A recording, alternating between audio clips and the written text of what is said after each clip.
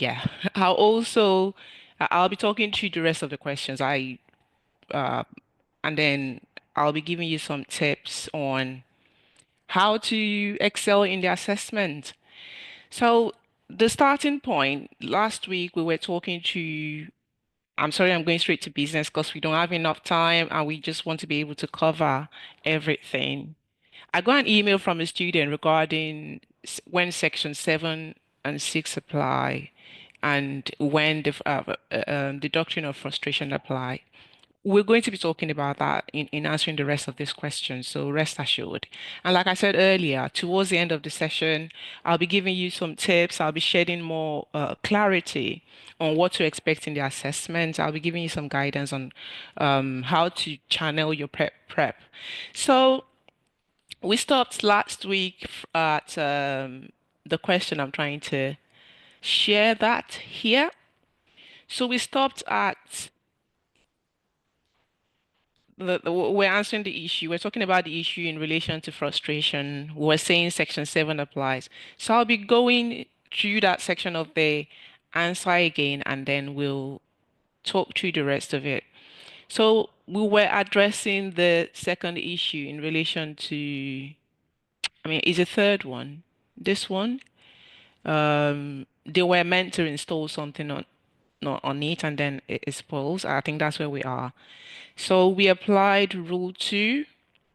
The property will not pass until that thing has been installed and the buyer has notice of it.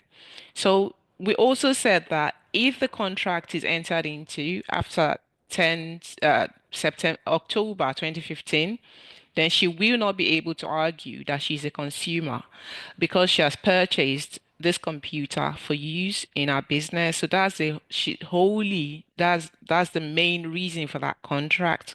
So to be a consumer, it would have to be purchased for purposes wholly on mainly outside our trade, business or profession. So in non-consumer contracts, unless a contrary intention is apparent, by virtue of Section 20, sub 1, property and risk pass together. So in this case, it looks as though property has not passed. So risk will also be with SIA. Now, this is where the confusion came to being from the questions I got from some of you. When we're talking about an agreement for the sale of specific goods and pursuant to Section 7 SGA, where the goods perish post-contract but before risk pass to the buyer, the agreement is avoided. So I think one of the key questions I got is that what is the distinguishing factor between knowing that the doctrine of frustration applies or this is the doctrine you want to apply? In this case, there was an arson attack and all the goods were destroyed, so they will have perished. And what that means is that the contract can be avoided. In this case, it was a an unascertained goods in a specific bulk. So if they said a, an A car 2007, but didn't say an X demonstration. X demonstration points to the type, the specific type they want, and that's already in the warehouse.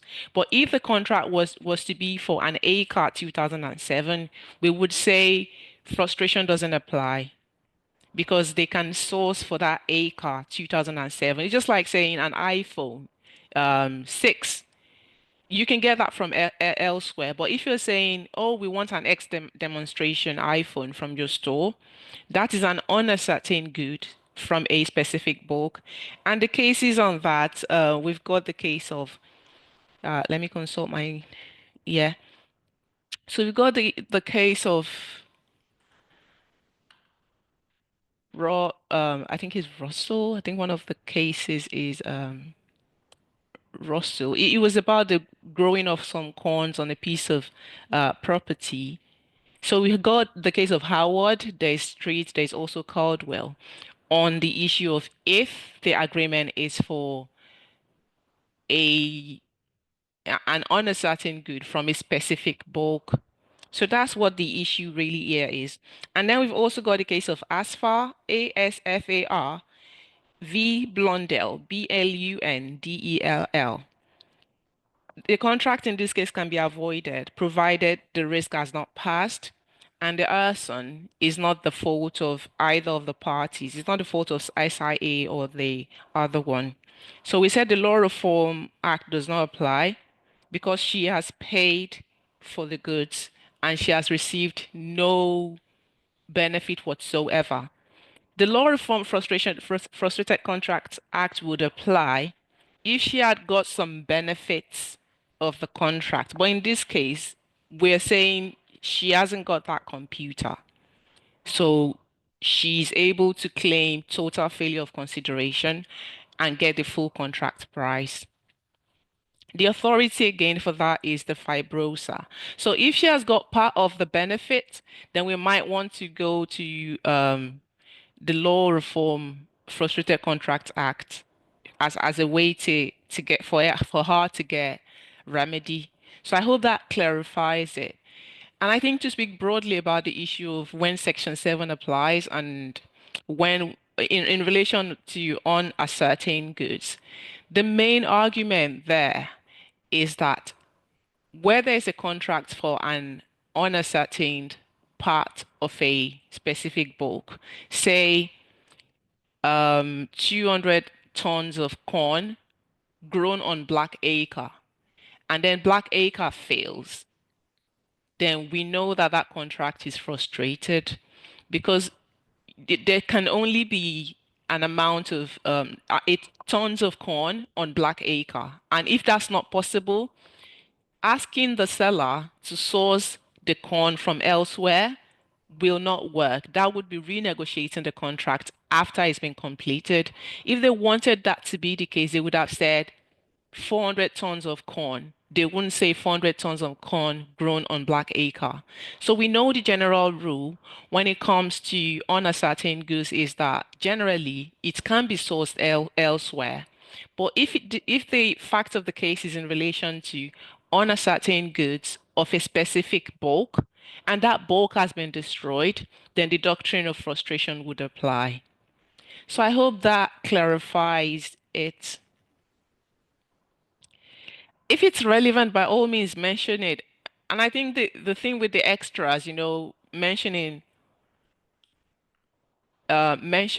some of this extra resources, it's just a way to elevate your performance. So we're not going to sort of force you to mention one or mention not mention the other. It's up to you. It's one of the ways to get extra points, but that doesn't mean the people that plays our arguments well also will not be able to get the points they desire. So now moving on to the final point, D. Dan that is in the process of setting up his own business and his neighbor and agreed to buy 3 or 4 computers. So the remaining one was then purchased and delivered. So we know that you can ascertain goods by exhaustion, by this process we call exhaustion. So he has agreed to buy 3 of the 4 computers in stock. What this means is that the shop could supply him any 3 of those 4 computers, and that would be in satisfaction of the contract. So these are unascertained goods, like we said, but it's forming part of an ascertained bulk. So initially, looking at the example we gave in the slides, using oranges, initially, Dan has 75% undivided share of ownership in the common bulk. So going by Section 20A, 3 out of 4, that's 75%. But in this case, because the bulk is specified and he has paid for the goods, Section 20A could apply. Although Section 20A is silent, and this is one of the ways you can elevate your performance, the section is silent. So that's an area of the law that is not very clear. So we are in doubt. We don't really know what happens. that section 28 is silent over when risk passes because it also only talks about when property passes. And we have Scruton LJ in STERNS, Stearns and Vickers, that transfer of an undivided share in goods should also carry transfer of risks. So the general consensus, the agreement among scholars is that since 20A is silent on the matter, property will pass under Section 20, meaning property would follow, risk would follow property. So the argument is property will pass under Section 21 only when property does under Section 18 Rule 5. And there's when that means when there is nothing left to be done to the goods to put them in a deliverable state, and it is an unconditional contract. So the goods in this case will pass when they are ascertained.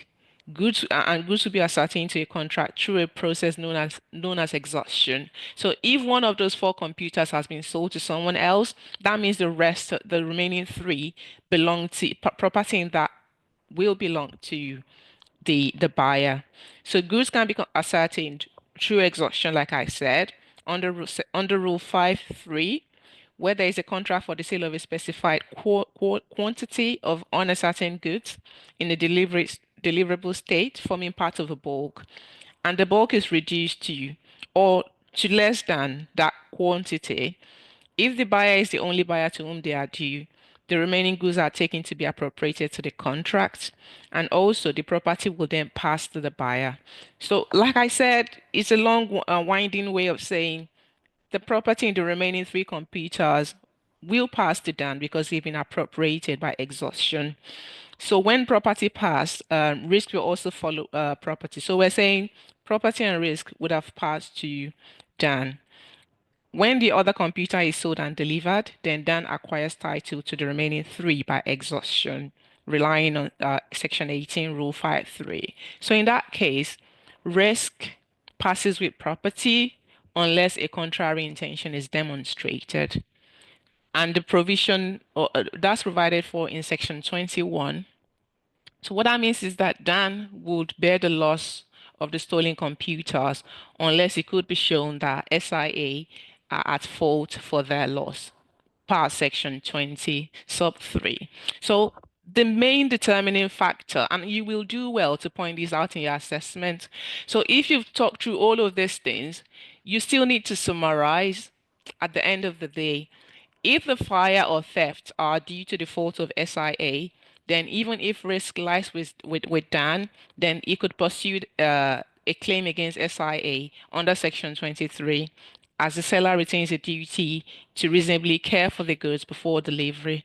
However, if the reason that they're still with the company is because Dan had delayed delivery, then he may be responsible for the loss going by Section 22 and the case of Denby Hamilton and Barden.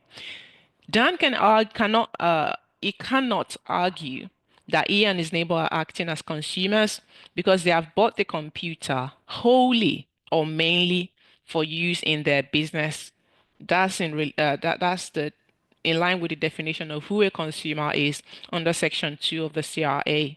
So Dan will therefore need to clarify the cause of the fire and theft. And we know that Section 7 does not apply because those are not specific goods and risk has already passed to him. So in this case, Section 7 doesn't apply. He has got risk and property. So what would be your advice to him? He should be able to pursue them for the ones that property has not passed, and because he's got risk in the other ones, then he's not in a good position. So I want us to quickly run through section the next question 10 on the transfer of risk and property. So Lizzie wants to set up a restaurant and requires various items before she can open. So we can see ordinarily this is already a B2B contract because she's setting up a restaurant. So that would be because it's a B2B. So she wanted three things. So that means your answer will be divided into three main sections. The first one is a fully functional oven, which needs a quick clean. So That adds an interesting twist to the question. We're thinking, okay, this is specific goods, but is it in a deliverable state? Is this an unconditional contract? And then the next one, B and C. So we saw what happened afterwards, and now we've been asked to advise Lizzie. So the starting point would be to identify what is the question about. Is about the passing of property and risk in goods. And it is important to determine when property in goods rather passes, as this is often the point when passes, going by section 21.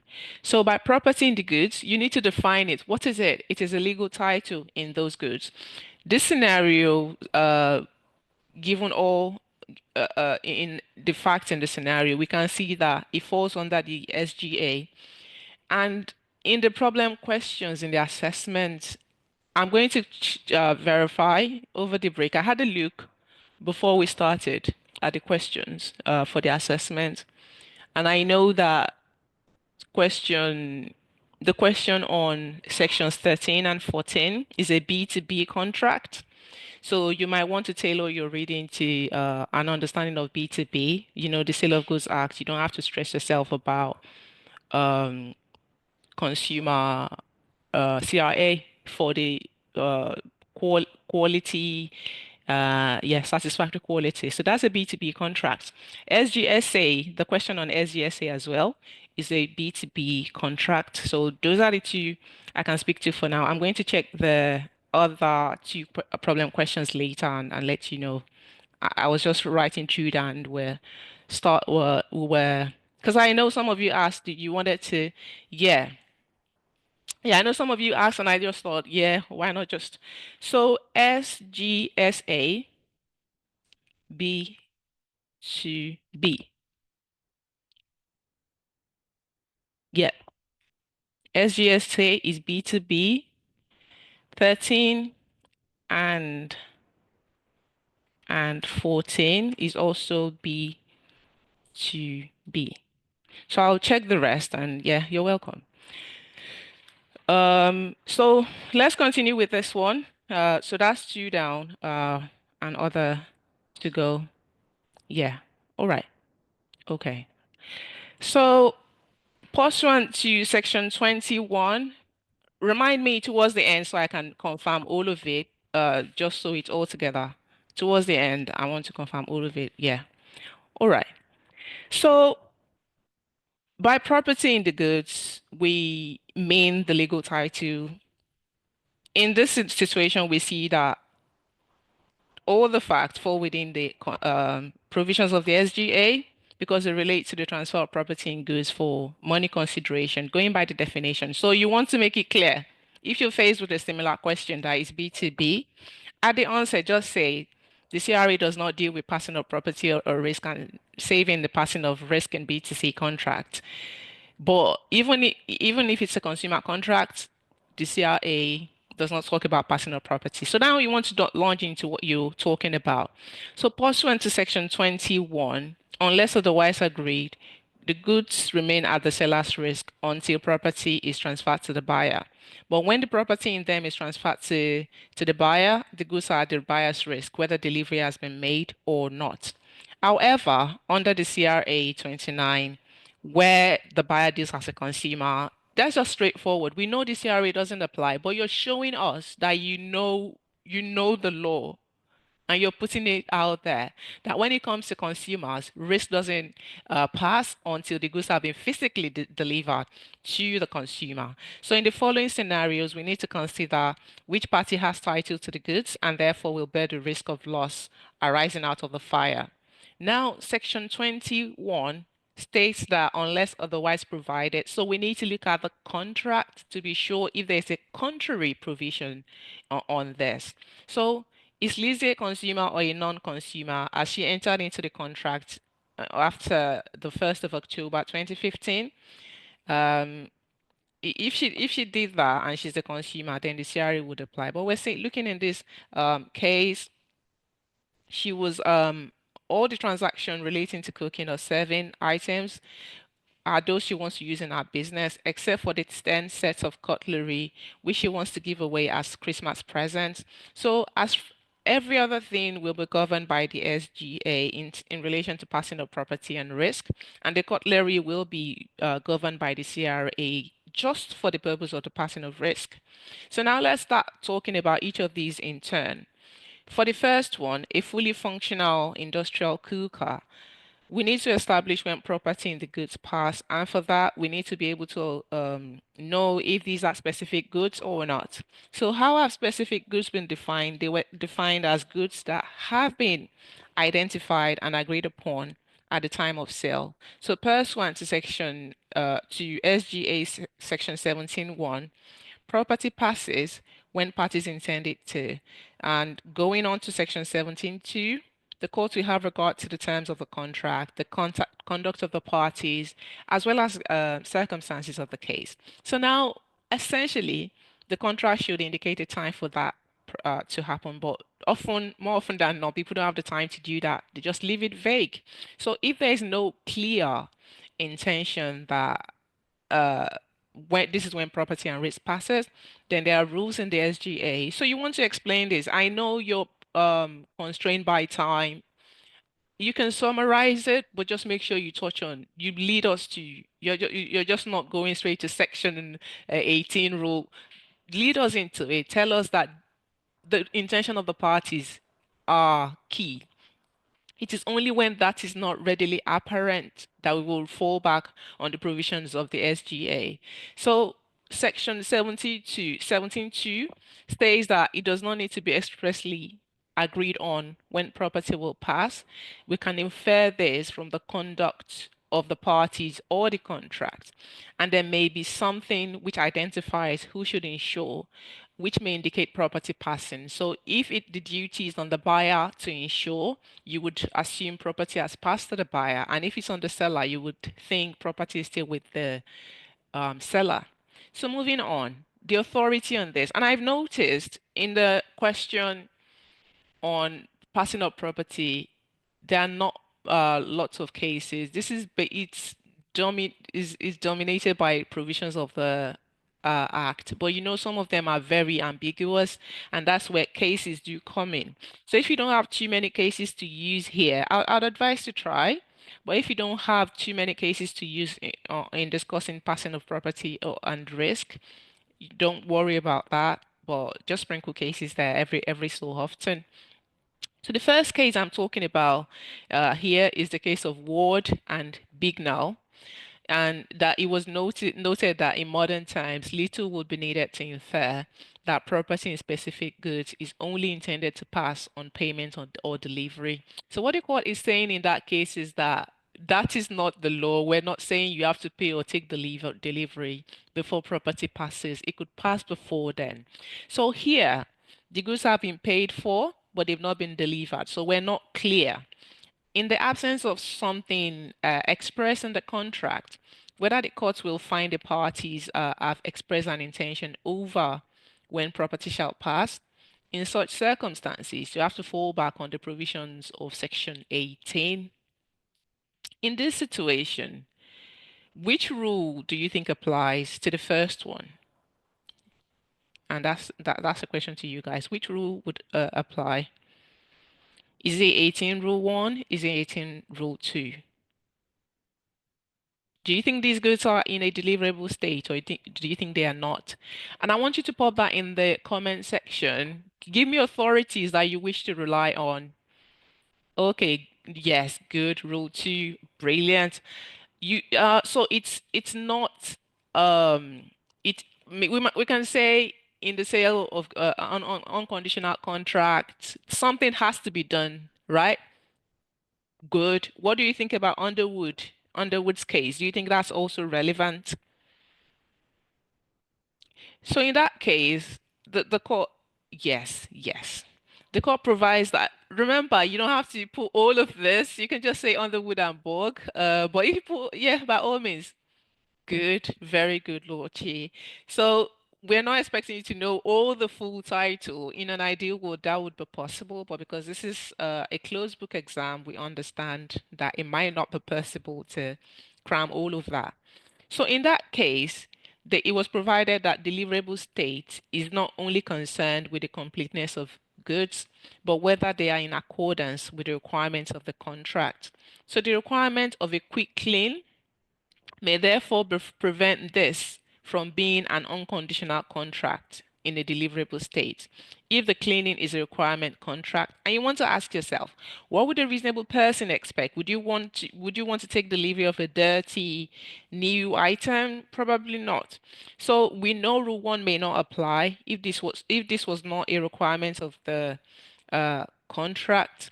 There will be an argument over whether goods are supposed to be cleaned up or if failing to clean them will stop them from being goods in the deliverable state. So this is one of the cases that you can argue both ways and say it's hard to say whether cleaning the goods will put them in the deliverable state, but you can put in an argument and say, yeah, by all means, we expect goods to be clean when they're delivered. So this is a requirement of the contract.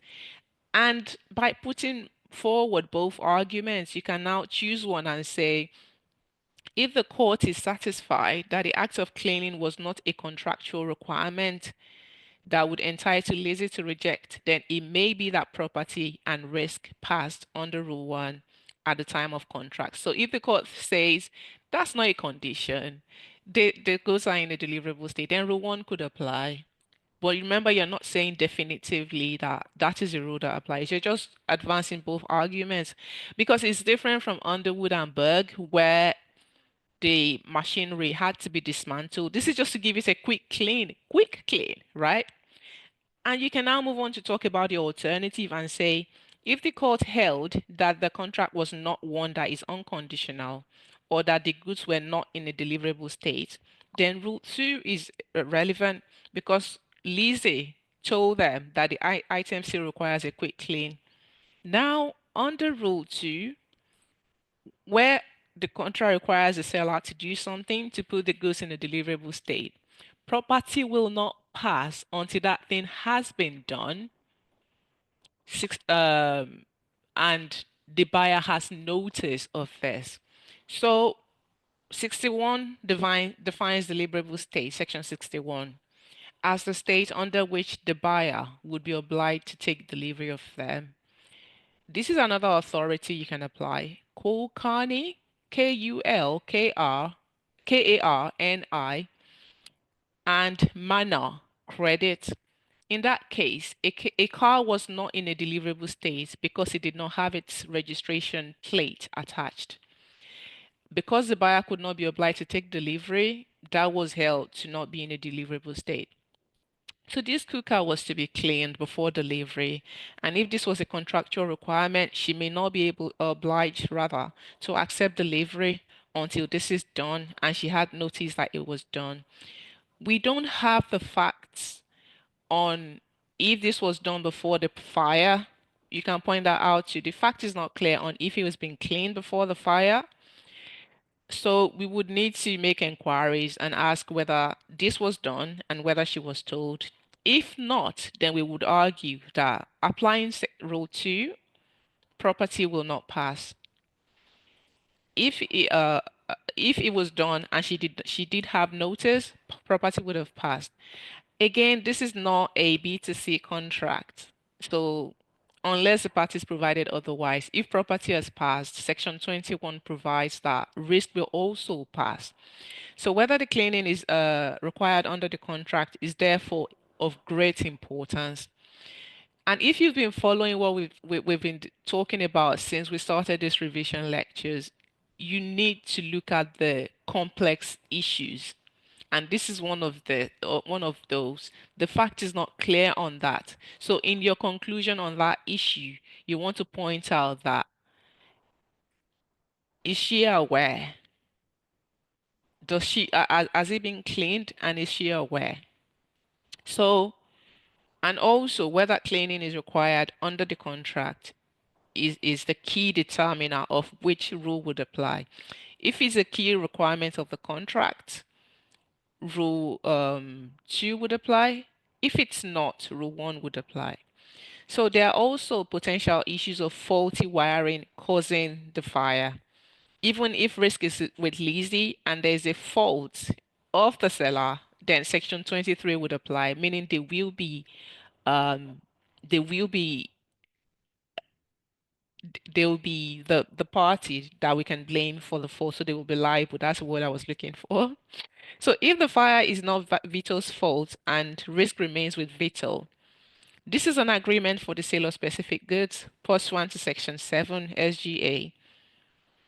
So you see again, I know some students forget to apply Section 7 when there's an agreement for the sale of a specific goods and that perish after the contract. But again, this is another way to elevate your performance. If you're faced with similar facts, you need to apply Section 7. So on where goods perish post-contract but prior to risk passing to the buyer. The law says that the agreement can be avoided based on the principle of total failure of consideration, applying Section 7, the fibrosa. So there was a fire and the industrial cooker was damaged beyond repair. So it will have perished. And that's the case of Asphar and Blondel that I mentioned earlier. So the contract can be avoided. Remember, we say if risk has not passed and the fire is not the fault of Vito, then the Law Reform Act does not apply because she has paid for the goods and she has received nothing.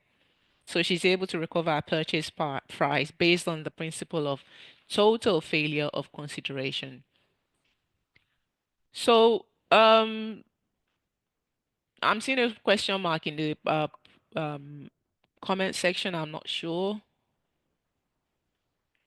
I'm not sure what you mean by that. Could you clarify? So we know that Vito may argue in this case that rather than separate contracts for the goods, she is still able to get something from the other aspects of the contract. And for that reason, you might want to argue that there's no total failure of consideration. If you're talking about this, if that question is in relation to the in relation to the definition of the deliverable, yeah, so that's section 61. I'm not sure if I said something else. If that said, yeah, it's section 61. So back to the point, Vito might want to argue that rather than separate contract, she got some of the, if she got benefits from the other contract, it would say there's no total failure of consideration. That it is all a single contract for all the goods, and if she's able to recover for any of those, then we can argue that there isn't total failure of consideration. So she should not be able to recover the cooker price, but we know Lizzie might want to argue that this is a separate contract from the other ones. So now moving on to talk about the B, a high-speed microwave oven. Do you think that's a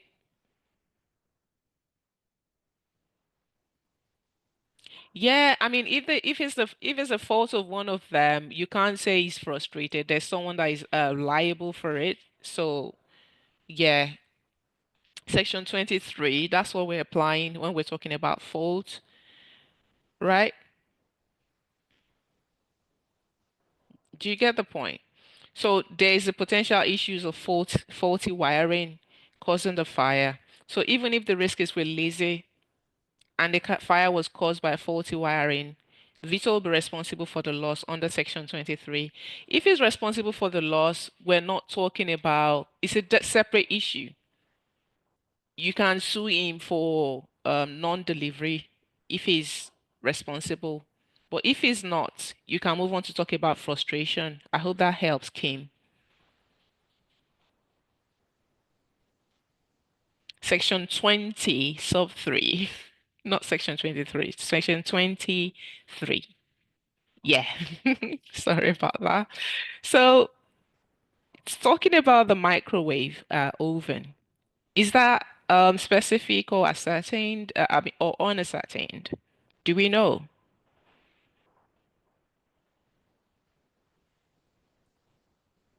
B, the second point. So they didn't agree on the specific microwave, so would say it's unascertained. Yeah, good. Seen in the catalog, brilliant point, Hung. So yes, the parties did not identify the oven itself. So we know that under Section 16, property cannot pass in unascertain goods until they are ascertained, and the authority on that is re-weight. Re-weight, W-A-I-T. And under Section 17, you go through the works. When ascertained, property will pass when the parties intended to pass, and Section 18 provides some rules on what exactly needs to happen before property passes. So even though the intention is clear, so you start by applying Section 16, you move on to apply Section 17, and then you start talking about the specific rule that applies under Section 18. So where no intention is clear, Section 18, Rule 5 applies that in relation to uncertain goods, it must be in a deliverable state and be unconditionally appropriated to the contract with the assent of either of the parties. So in this case, it is not clear whether the microwave were in a deliverable state or whether the retail shop had to do something to put them in that condition, which the buyer would be required to take to accept them. Clearly, once they have been damaged, this is no longer possible. And applying the case of Cool Carney and manual credit, even simple processes that remain outstanding might prevent the goods from being in a deliverable state. There's also the authority of Carlos Pedospew and Twig, where the court said simply putting a label on goods and moving them to the dispatch area does not unconditionally appropriate the goods to the contract because there's nothing stopping the seller from changing his mind and allocating this goods to another contract. So we see that the threshold, the bar is really high in relation to what can be classed as appropriation in this type of contract. We've also got the authority of Hendy Lennox and Graham Putik, where it was stated that where invoices were sent, providing the serial numbers, that if the goods were in a deliverable state, then that would mean allocating appropriation. That would mean ascertaining the goods and allocating it to the contract. So sending the serial numbers, do you think Andy Lennox applies in this case? Looking at the facts, do we think that's the case? So he made an order, and within a few minutes, he receives a reply confirming his order and the serial numbers of the items being dispatched to him that day. So do you think this means appropriation to the contract? Yes or no? If you think yes, why? If you think no, why?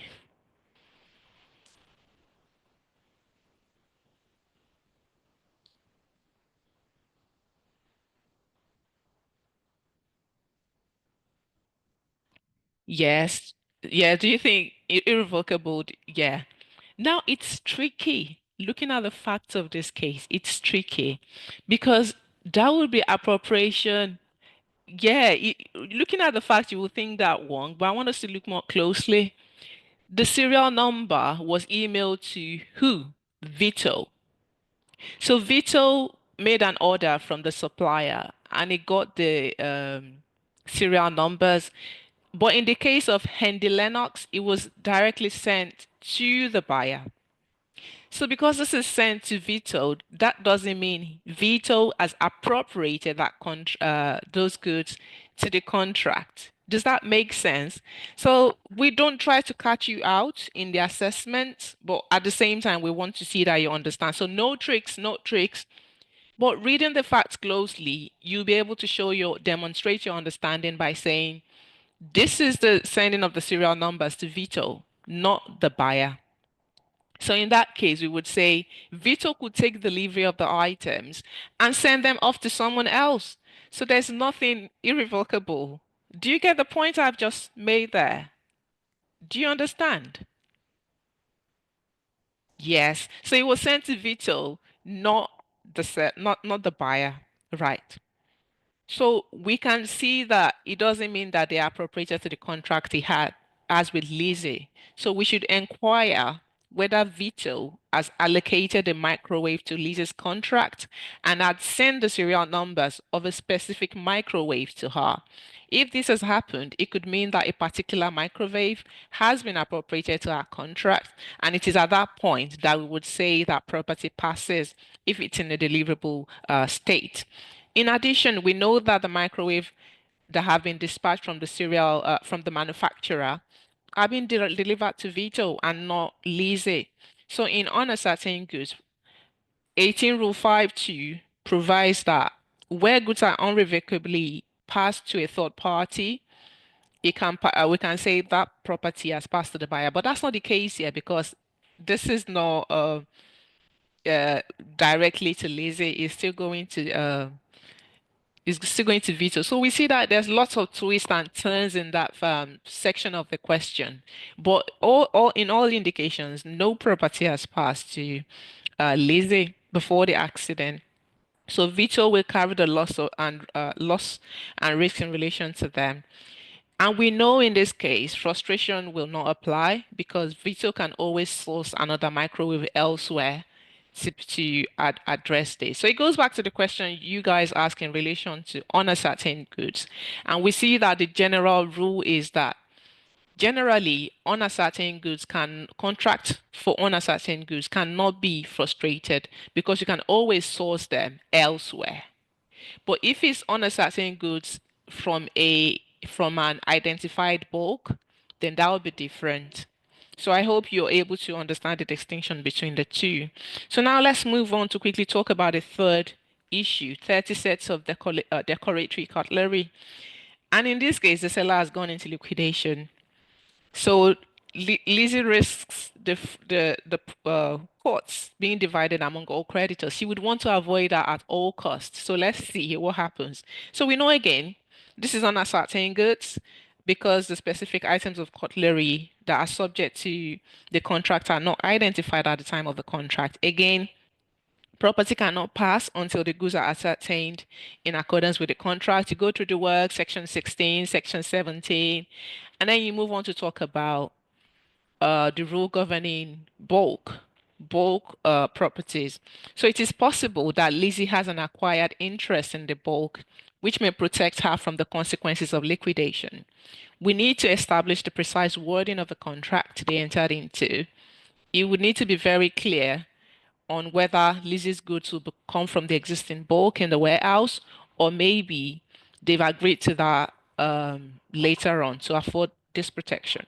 So under Section 20A, a buyer acquires ownership in a common bulk if they have bought uncertain goods and the contract specifies how much they have bought and that it will come from a specified bulk.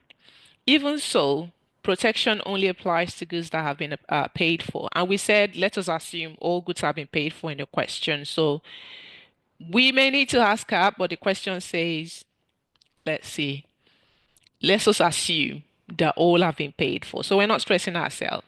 She has paid for all of them.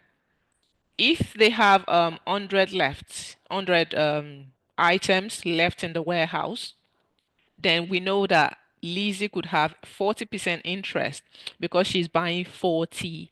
I think it's 30 sets. She got 30, I think, yeah, 40. So she's got 40% interest in the bulk as she bought 40 sets. While she may be buying 10 for a gift as friend, that won't change. Remember, the CRA doesn't address property, and we're talking about property first.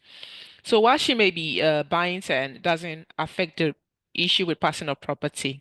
So Lizzie would avoid being an unsecured creditor, which would mean that she would be less likely to receive her goods. She would want to point to it and say property has passed. So I own part of that bulk and property in that has passed to me. So we know that going by uh, the section, property in the share would have passed to Lizzie in respect of the 40 sets, going by section 20A, ownership in common.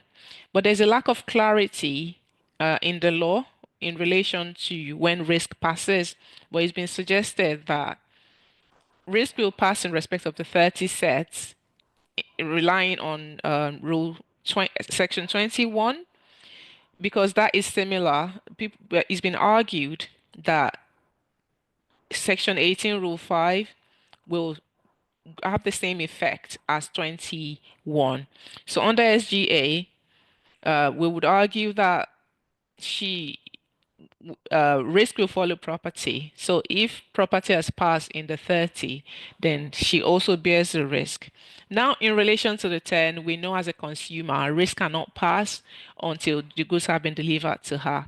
But the issue now is that she now has to pursue uh, she has to pursue a liquidated company to get that, and that doesn't look really good for her. So she's protected in each of the transactions that have occurred, but the challenge is that she must try to recover the oven and microwave from an insolvent seller. So I want us to, I mean, that's all of it on that question. Quite straightforward. You're applying the sections, you're using some of the cases I think might be relevant. I want us to be able to look at student answers. So I'll stop sharing this now. I'll move on to the final topic, um, exemption clause, which is let me see my notes. It's a exemption clause for the main assessment is an essay question. For the receipt, it's a problem question. So that means we have to look at both. But I'll start looking at the essay question uh answer before looking at the problem question one, just because that's the main assessment. So exemption clauses, not many people are a fan of it because they think that there's just so much issue with the way they're being interpreted. So, what are they? They are clauses that could seek to exclude the liability of one of the parties or could seek to limit the amount of money they may be liable for. So, those are the key um, issues with it. Now, why are they important? Some of these things may be relevant to you answering an essay question on exemption clauses because there are some people that say enforce them because they help freedom of contract, your ATIA, etc. Market individualism. People want to be certain, they want to know what to expect in the market. So if you've signed a contract saying this is what you're bound by all means, you should be bound by it. So these are some of the points on why we should enforce them or why we shouldn't enforce them. Retention of title. I think retention of title will be in relation to personal property and risk. As yeah, you be in relation of personal property and risk. If it's onerous, by all means, you can talk about it, but in exemption clauses. But it's wholly about personal property and risk. So property could pass in goods, but if you're retaining title, then that means that is a provision that shows that there's a contrary agreement by the parties. So the default provisions will not apply, if that makes sense. So I think it falls wholly under personal property and risk. It's not something that is directly tested in the assessment, so I'll tell you not to worry about that about it, if that helps. Yeah, so it's not something that is directly tested. In talking about personal property and risk, you might want to mention, so if there's been insolvency, if there's retention of title, that means title in that goods cannot pass until the condition has been fulfilled. But that's just an ancillary discussion to the main issue. It's not fatal. It's not something that if you miss out, you'll be penalized or lose any points. But if you add it and it's relevant, you can get just a few points. But it's not core. It's not a core aspect of it. So these are some of the arguments in favor of you enforcing exemption clauses. And people are saying, don't enforce them because you want to check, is there equal bargaining power? Does it further consumer welfareism in the public interest? Price is not the only important factor. I've got this statement made by Jessel that it is in the public interest that people should be able to contract freely. And I think in the past we might have questions like this that will give you a quotation like this and ask you to discuss to the extent to which they're true. And you're thinking, oh, I need to apply some of the cases, look at construction, look at all of that. But I think is that a question that we're answering very soon? We'll get to that. So this statement is a wish, is what you can call a wish. It's not the reality. Yeah. So you're not to likely interfere with freedom of contract. Yeah, we can talk about freedom of contract, but we know that some parties have got a higher bargaining power. So what you actually see play out is not freedom of contract. Like if I am buying something on your Taobao or on Amazon, I'm not negotiating. I'm taking the terms on a take it or leave it basis. I've signed up, well, we've all signed up to this lecture using the Zoom software. Have we negotiated freely on what can be done? Not really. It's click, with a click wrap. Accept, use the app. Don't accept, go away. So freedom of contract is a myth. And that's the decision, that's the statements of the court in photo productions and secure recall. I think the main issue in this case was can an exemption clause waive liability for fundamental breach? And the court said, why not? If you've clearly stated what you're trying to waive liability for, and the other party has agreed to it, yeah, by all means, you should be able to waive liability for anything. Now, again, these are some of the relevant arguments in relation to the opposing ends of the spectrum. What the courts are struggling with, consumer welfareism. Let's protect the consumers. They do not have the power to protect themselves. They do not have the resources to protect themselves. And on the other end of the spectrum, we've got market individualism. Let people be able to negotiate freely. Rules should be clear and certain. So these are the two things the courts struggle with. And every decision we see in relation to unfair, exemption clauses borders on their struggle. So it goes back to the issue of Nemo that are we protecting the innocent buyer or the innocent owner? In this case, are we protecting the buyer or the seller? So if the seller is a consumer, there's a higher level of protection.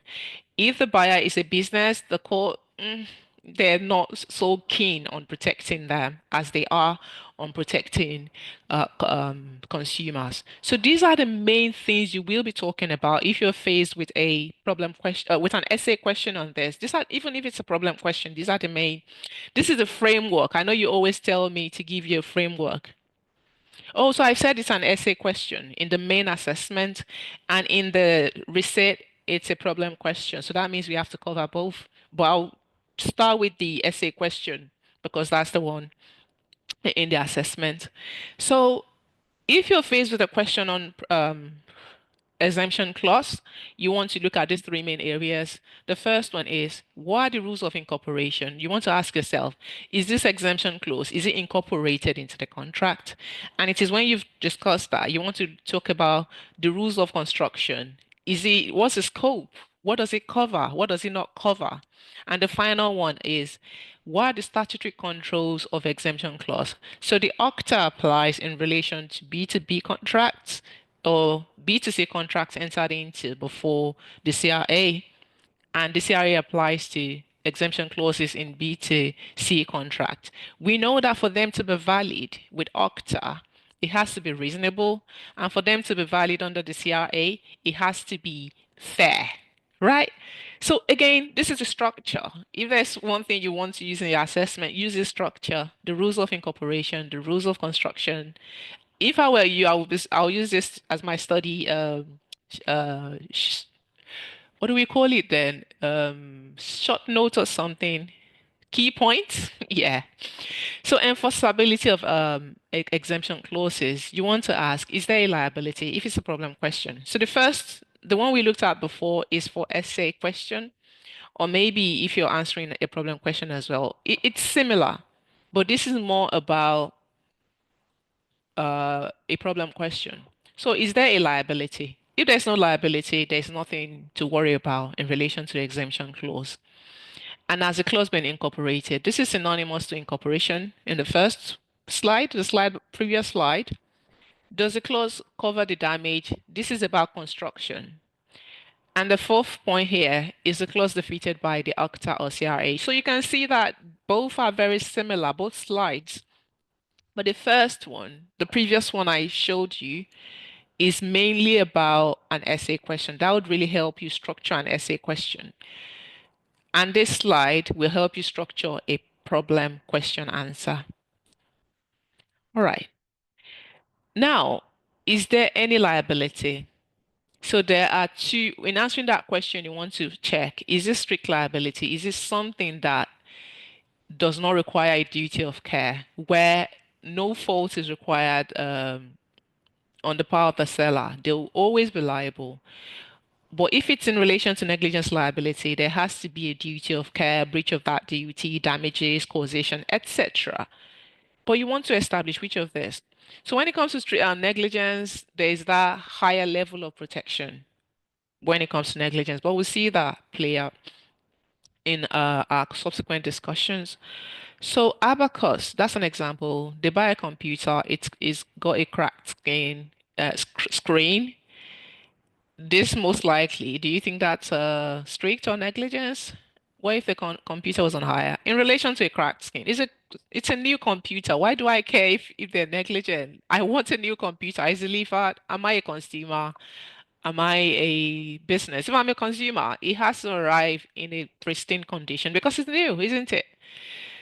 There's another example here. The order goods and the delivery company state that they will only be delivered on Monday. So they delivered it on 2 days afterwards, and they've knocked down a wall. Who's liable? Can they rely on exemption clause to exclude liability for that? So let's talk about incorporation.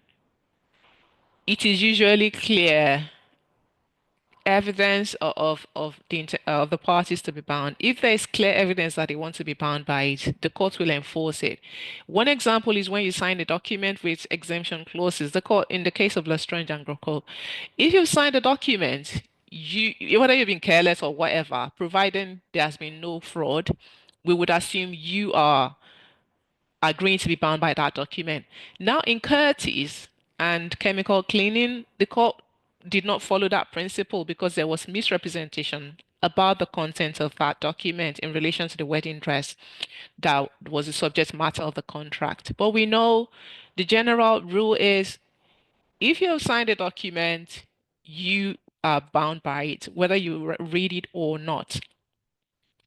And we know that also in relation to contract, if it's not a signed document, then we want to ask ourselves, has this been incorporated into the document in the case of unsigned document? So one of the main rules is that you have to have taken reasonable steps to ensure that this is brought to the attention of the parties. Parker versus Southeastern Railway talked about that. And the court often said the more onerous, the more difficult or heavy, the heavier the exemption clause in relation to obligations, the more the party that wants to enforce it should do to ensure that it's been incorporated into the contract. So does the clause need to be contained in the document? It ordinarily should be, but it's not fatal if it's not, providing attention has been drawn to the clause at the time of the contract. So it could be in a notice on the wall.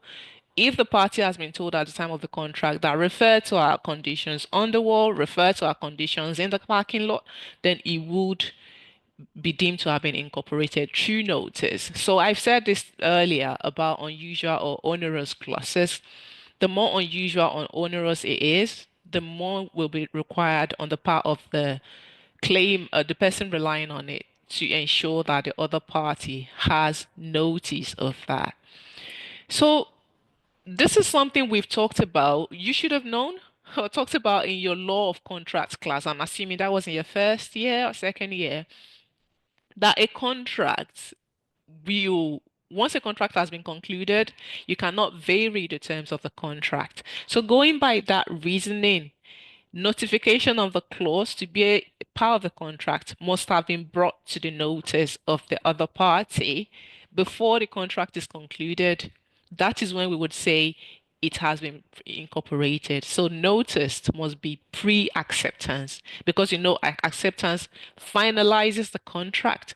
And these are the authorities we see on that. So are you saying the exemption clause on a document that you wouldn't expect to see terms of contract?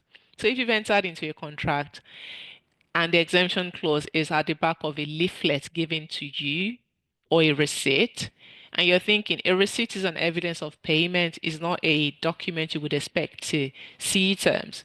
But an exception to that statement could be when the cashier is giving you the receipt, they're saying, at the back of that, documents are given to you are the exemption clause. So you're still able to get away from the contract then. So notice must be pre-acceptance because once an offer has been accepted, a contract is deemed to have been um, come into existence.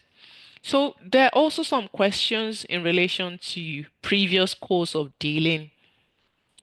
So exemption clauses can be incorporated to contract if the parties have done business with each other for a long period of time, and it has to be consistent. So we would assume that they know the terms binding that contract. If they do not, then that's on them. But the reason they keep coming back is because they would love to be bound by the term of contract. And in this case, McCutcheon and David's case, the court held that previous course of dealing wasn't good enough in this case, and that was because at some point the clauses were incorporated into the contract, they were signed, and at some point they were not. So the court said that is not a consistent course of dealing because if when it's incorporated, you would say yes, it's binding that contract, and when it's not, you would say no, it's not. So that was why the court deviated from that principle in this case. So it has to be a consistent, something that has been a key part of their contract that they've not deviated from it at any point in the past. Um, it must be sufficiently regular to amount to cost of dealing. So we've seen two cases here. In one, the cost of dealing was, I think, 4 or 5 times over a period of 5 years, and the other was 3 to 4 times every month. So you can imagine the one they do every month, you would say, yeah, that's a consistent cost of dealing. But the one that is almost like 6 months, 9 months interval, that was held to not be a consistent course of dealing. So you can see, again, it takes us back to the argument. It's similar to the arguments we have about Nemo that these are just complex rules that you're not sure what the court will do, even though 3 to 4 times a month is clearly different from 3 to 4 times five over a course of 5 years. But what if it's 3 to 4 times in a year? We don't know. So it's like a sliding scale that is not very clear. At every point in time, we may not be sure, at some point, rather, what the court's decision would be. So this is another way through which uh, an exemption clause could be incorporated into a contract. It could be through trade, custom. So is that what is that what happens in that trade? Is that what everyone has come to know? It's no defense to the buyer that he wasn't aware, as long as it can be established as the trade and custom. So remember with the structure we're talking about. So we're now moving on. We talked about incorporation. Now we're looking at construction. And when we're talking about construction, we're thinking, does it cover this damage or does it not cover this type of damage? So what the courts have done traditionally is to approach the question of construction in a strict manner. They've been very strict and they try their best not to um, the courts will not treat limiting clauses as strictly as clauses which seek to exclude full liability. And people have criticized this. So the court is trying to make a distinction. The rules are already confusing, aren't they? And now the court is trying to make a distinction between a limiting clause, a clause that says we will not be liable for more than £100. They try to treat that more fairly than the clause that says we will not be liable for anything.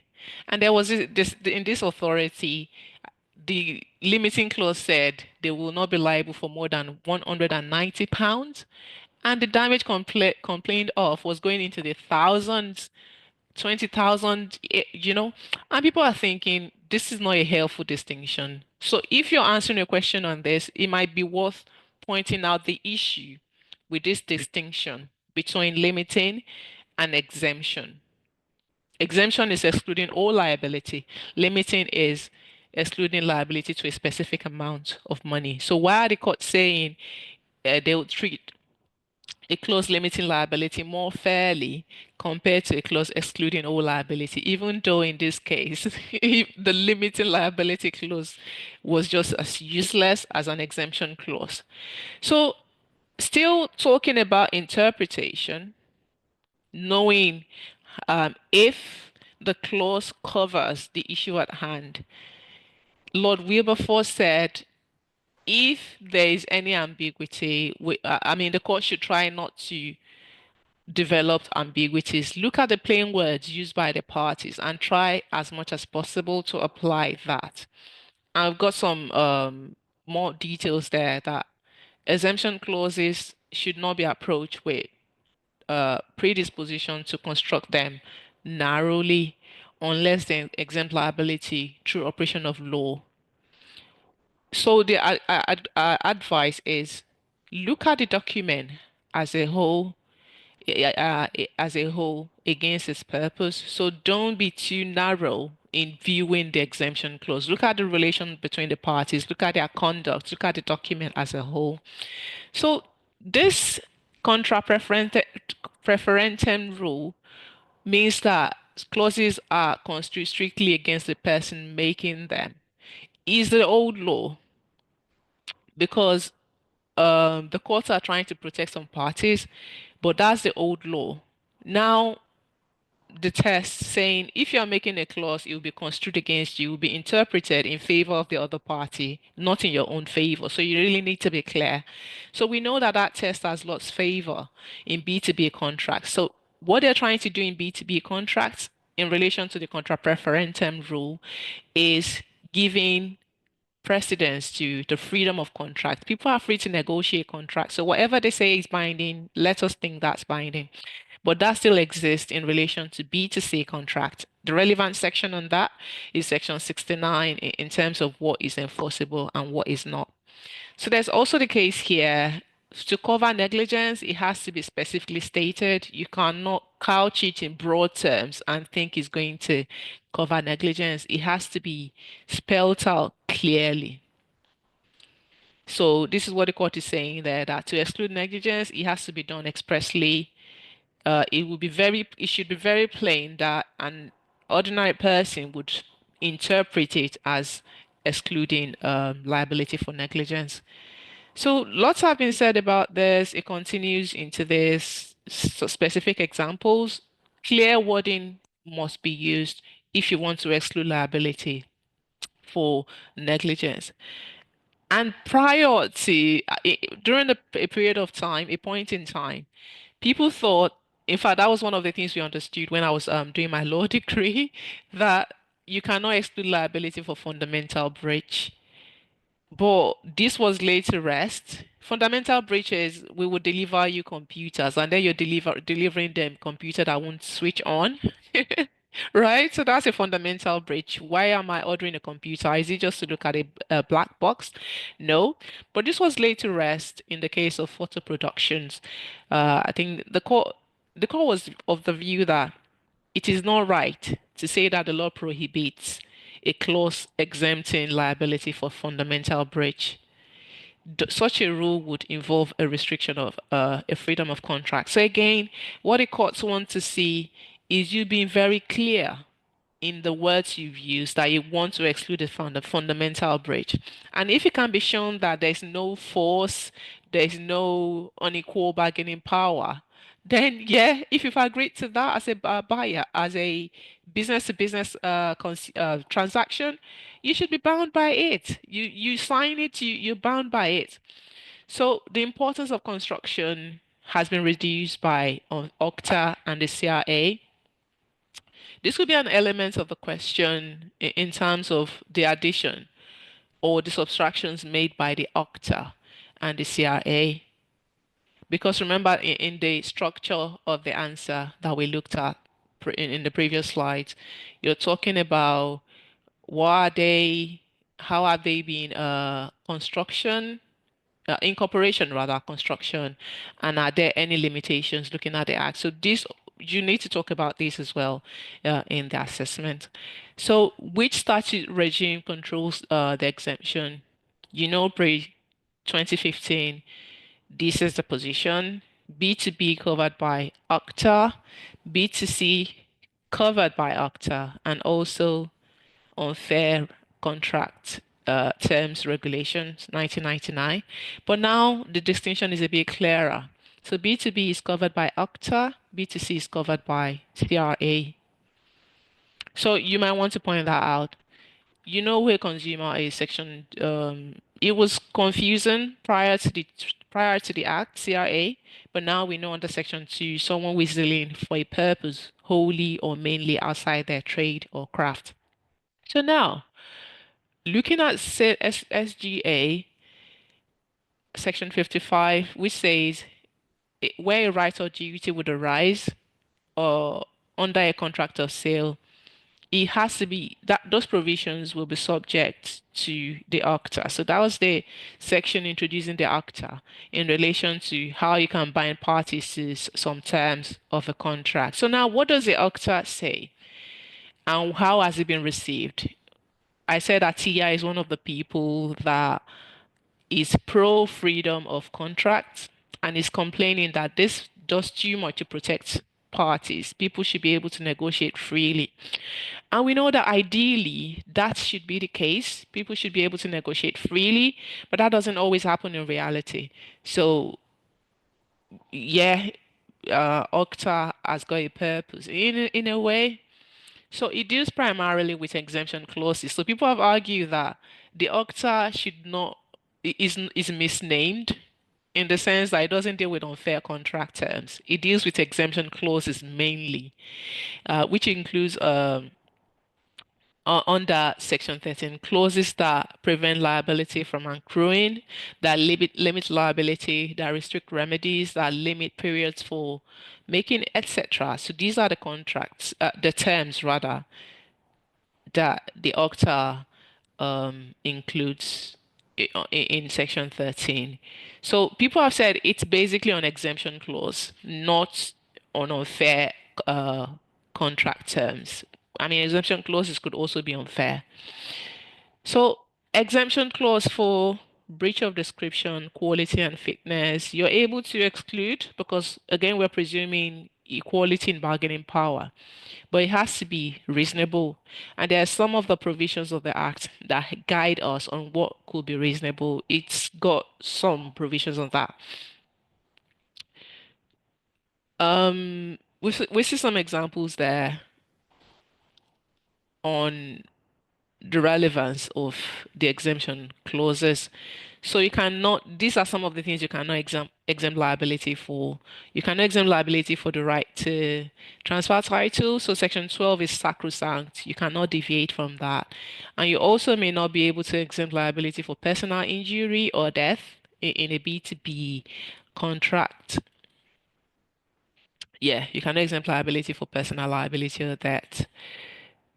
Non if there's also a non-personal injury losses that is caused by the seller being negligent, you can exclude those as long as they are reasonable. So this is an example here. The builder remodels the office but removes the supporting wall. Yeah, are you going to be able to sue them or not? Contractual liability of persons. This as consumer has been struck off. So according to section 13 of the OCTA, If a party deals on someone's standard contract, the standard form contract, it cannot exclude or restrict liability or seek to render performance unless it is reasonable. So that's the starting point. But reasonability is one of the things you want to talk about in the assessment. So if not automatically void, but subject to test of reasonableness, what is reasonable? It has to be, there has to be no evidence of forcing either of the parties. These are contained in Schedule 2. I think, let's see what, yes. So these are some of the things that you need to be guided by. Strength of the bargaining power of the parties. Have they been forced to enter into the contract? Do they have the knowledge of the term? If it's conditional, is it reasonable? Looking at the facts of the case, the interaction between the parties, the trade, etc. Where goods are manufactured or processed to special order. And there's also the issue of if insurance is expected to be done by either of the parties. So who is able to have insurance for this? If the seller has insurance, it doesn't make sense for them to exclude liability for something they're already insured against. So that would be able to show us that they they should be bound by that clause. So we got the this case here that said even if they say if it was a limitation, the clause was reasonable or unreasonable rather, compared to the earlier authority I showed us, where it was said that there's a distinction to be made between limitation clause and exemption clause. So if loss could have been insured against by either of the parties, that would also be taken into consideration. If it's a clause that is common in the industry, even though it's rarely enforced, that is also relevant. So I think this is if when you answer the problem question on this, you're just going through the motion, pointing out the controversy in the law, the problematic areas, and bringing it to light, or commenting on that and telling us your view about the position of the law. So in Smith and Eric, clauses exempting liability of surveyor was unreasonable. And this is because surveyors are often insured against risks of this nature. So why would you rather the consumer suffer the issue rather than making your insurance company pay? The purchasers in this case had no bargaining power to negotiate. It's just like a contract with Taobao. The surveyors knew that that purchasers of residential properties rely on mortgage valuation reports, so there's that reliance on it, and they were only required to exercise care and skill, which is very easy. It's something that is easy, it's not onerous. And the consequence of a finding of unreasonableness was slight on the surveyor, was dire on the buyer or the purchaser. So the court said it was unreasonable. So, like we said, the court will construe the whole fact of the situation before coming to a conclusion. And that is problematic from the standpoint of certainty. We do not know until this goes before the court. So while it affords that level of flexibility, uncertainty in the commercial world is not a great thing. People want to be certain, they want to know what the law is. So in commercial contracts, the courts are very keen to let the parties define the terms. But if the courts can observe that there is that inequality, there is a potential for making the underdog, the person that has limited rights, limited power rather, to suffer, they would swoop in and protect them from your sharks like Amazon or Taobao. So they also consider the resources, like I said, the bargaining powers of the parties, the availability of insurance, and the effects of a finding of reasonableness. And this was what they did in this surveyor's case. Where is it now? The surveyor case I just, yeah, Smith and Eric, that was what they did when they saw that it's more in favor of the buyer. I mean, the clause would holding it as reasonable would affect the purchaser more because they are not insured for that risk, but it really will not affect the surveyor, right? So, what if the loss is caused by a conscious decision of the other party? That would also be taken into consideration. So, it just tells us that there are so many moving parts that means that we do not have that certainty. So, that's one area you might want to criticize the law on exemption clauses on. So, now let's briefly talk about the CRA, which applies only to business to consumer contracts. Again, anytime you're touching on the issue of consumer, you want to point out that the law gives them a higher level of protection. And in this case, it has different rules rather, depending on which liability you're seeking to exclude. There are certain classes of times you cannot exempt liability for, and there are some terms that you cannot challenge the flexibility of. Talk about the issue of price. But remember, for every rule, there will be exceptions. Even the issue of price have been open to challenge in several cases. So no certainty again. So there's some rules to test the issue of fairness. And I want us to look at the use of terms here. Reasonableness is in relation to B2B contract or contract entered into before the CRA. And the issue of fairness is in relation to contracts consumer contracts or contracts that are entered into after 2015.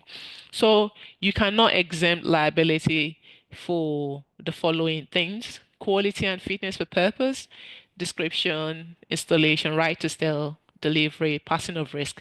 Those are things the law has provided for to protect the consumer. So you're not able to detract from that. You're not able to ebb out, tear down some of the protections offered by the law to the consumers. So if you've bought a bicycle and they say that they've excluded gear sleeping, if that happens, you're able to get back your money. This is another example. You also cannot exempt liability for death or personal injury, and this is just not about consumer contract. Even under the OCTA, you cannot do that. You also, in terms of exempting liability for services, where a business is providing a service, they must use reasonable skill and care. So you cannot exempt liability fully for this. You may be able to limit liability to the cost of the contract, but you cannot exempt liability fully for what you're meant to do. Okay, yeah, I've said that. So clauses that are subject to a test of reasonableness, that's a next part in relation to consumer contract. So it replaces the provision of the UT unfair terms contract regulations. It will still be applicable to contracts entered into before 2015. So this regulation came in to support consumers before the CRA was introduced. So it was like a gap filler document. So it covers all terms and not just exemption clauses. So you are able to challenge negotiated terms. You know, with OCTA, you cannot if it's been negotiated. But here you're able to. And the reasoning behind that is negotiated terms are not always negotiated. It's often foisted upon the other party by the one that has got lots of resources. So you cannot challenge the fairness of a uh, core terms or those as to the appropriateness of the price paid. I've said that earlier. As long as the term is transparent and prominent, but these are some cases where consumers have been able to challenge the price. So, like I said, no absolutes. And we've got something of the nature of gray listed terms provided for in Schedule 2. We can touch on that in the the answer we're going to be addressing. So there's also this authority here where uh, i- the authority is also known as Parking Eye and Beavis. So if there's a significant imbalance in the parties' rights, we want to be sure this is because the consumer is deprived of their usual legal rights. If that's not the case, then maybe they do not require extra protection. And the requirements of good faith will depend rather on if the supplier was dealing fairly and what a reasonable consumer would agree to. So unfair terms are generally not binding. So if a term is determined to be unfair, it's not going to be binding on the consumer. You need to have some document presenting all the terms to the consumer just so they're aware and you're able to point to that in the future. So these are some of the things you need to think about in answering a question on unfair contract, unfair exemption clauses rather. How does the law treat different types of claimants? Treats consumers better than B2B based on the issue of equal or unequal bargaining power. Are there special protections available? Yes, of course, consumers have got special protections. Is the current balance and level of protection an appropriate one? So this will require you to synthesize your discussions and consider what the law has got done. So I think we have about 9 minutes before we go on break, and I want us to just get started, right? Because we're going to be doing lots when we get back. We need to cover two questions, so I'll just get started with the first one. No, the second one, because I said it's an essay question. So I think it's just better to start with the essay question. So looking at this question, I want you to pop in the chat. What you don't have to worry about consumer credit. You're not going to be tested on that. So I'll just put it out of sight, out of mind. So what are the things you would discuss if you're faced with this question, guys? I want you to pop it in the chat.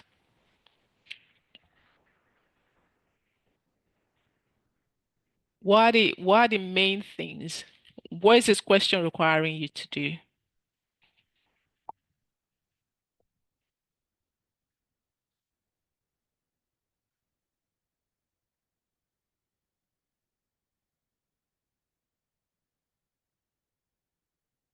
So the starting point will be to define exemption clauses. So exemption clauses are those which seek to limit or exclude liability. Although the use of exemption clauses can be viewed as a negative by those against it, um, they they have an important role. So businesses will not like um, I mean businesses would like exemption clauses, but consumers or other buyers really may not, or purchasers may not like it. But they they can be seen to help define obligations under a contract and hence define the extent of the contractual risk. So without the use of exemption clauses, what do you think would happen? Yeah, okay, breach of contract. You might want to define it because something has happened. There has been a damage. Yeah. Someone keeps asking. I said it's an essay question, and I've said it over and over and over again. It's an essay question, so that's why we're starting with this first. So, the starting point, you want to define the exemption clauses and you want to talk about its importance. So, we've got two extremes. Some people want it to be enforced, some people do not want it to be enforced. So, if you're a buyer, you don't want exemption clause to be enforced. But if you're the seller, you want it to be enforced. But we can see that when a party understands the risk they face, they're able to take adequate steps. So if people come together to enter into a contract and they've agreed on the terms of that contract, they're able to mitigate their risks by insuring against the risk. So if you've entered into a contract which has an exemption clause, then you may be able to insure against that potential. So for certainty, it's really a good one. And for freedom of contract, it's a good one. So in the absence of exemption clauses, let's just imagine what the commercial landscape would look like. People will be extremely cautious because there's no way they'll be able to limit the risks. So they'll be very careful in entering into contracts if they worry that the courts will not enforce some of the terms they freely agreed to. So what this means is that there are important reasons to enforce clauses that have been incorporated into a contract, and there's no force. No one has been forced. Neither of the parties have been forced. But the issue is that no, is really difficult to understand if the contract was freely entered into by the parties. So have these parties really freely entered into the contract, or has someone been forced into accepting the terms? And also, there may be some types of contracts that may not be brought to uh, that may not be brought to the notice, and if it's not, that cannot be enforced. But what about some clauses that is against the public interest to enforce? So it's not all clauses that can be enforced in the interest of the public interest. So those are some of the things the courts have tried to avoid in interpreting exemption clauses. So we have competing theories on this. If you're answering a problem question on this, I would implore you to touch on the theories. Sorry, an essay question rather. I'll touch on the theories. We've got the theory of consumer welfareism. Tell us, what is that theory? What does it speak to? So consumer welfareism seeks to protect the interest of the consumer and would permit intervention in contract in order to protect the interest of the parties. So what this means is that if a consumer has entered into a contract that is not in their interest, there are exemption clauses that would affect their interest with unfair terms, then the court might be willing to disapply those exemption clauses. And there are also market individualists who seek to protect the freedom of contract. So we've got two competing theories, right? Consumer welfareism and market individualist. So when following the theory of market individualism, the freedom of contract is protected since the market determines whether terms and therefore exemptions could be effectual. Traditionally, we know the law tries to preserve the sanctity of contract. If people have entered into the contract freely, there is a freedom of contract that they should be bound by the terms they've agreed to. So, in the view of the society, the terms that the parties are freely negotiate should govern their relationship. And we have seen in introduction of statutes that attempt to control the use of exemption clauses. And why do you think that is? That's because people have run into problems. We've seen that there's that unequal bargaining power in the marketplace. Some people have got more power, others haven't. It's just the way the world is structured. So there are some people that would require protection. So for this reason, we've got the introduction of the UC OCTA, the UTCCR, and the CRA 2015. And in addition to that, alongside that, we could see the development of the common law on this issue. We've seen provisions on different aspects of exemption clauses. So you've introduced the theories and you've gone on to talk about why there's a problem, there's unequal bargaining power. There are competing theories, but all things are not always equal. People still get cheated out of their hard-earned money due to exemption clauses. So for this reason, we've got those two statutes and one regulation. So that's showing that there's a problem that should be addressed. So, and we've also got the development of common law. So that's a form of recap on what we've talked about so far. And then you want to move on to talk about exemption clauses have traditionally been controlled through the test of incorporation, construction, and more recently, through statutory controls. So the rest of your answer on this should be structured alongside these three main things. So incorporation, construction, and statutory controls. So that's what we'll return to when we get back from the break. We're going to finish this answer, talk about the uh, problem question as well, and then I'll show you the student answers for you to learn from that. And then finally, I'll share other tips, some of the tips you need to know to work to do better, perform well in your assessment.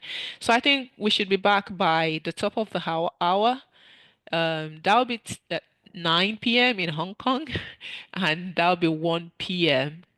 in Manchester. So see you all after the break. If you've got any questions, pop it in the chat. Yeah, so we've got 15 minutes, so we should be back at the top of the hour. See you all later.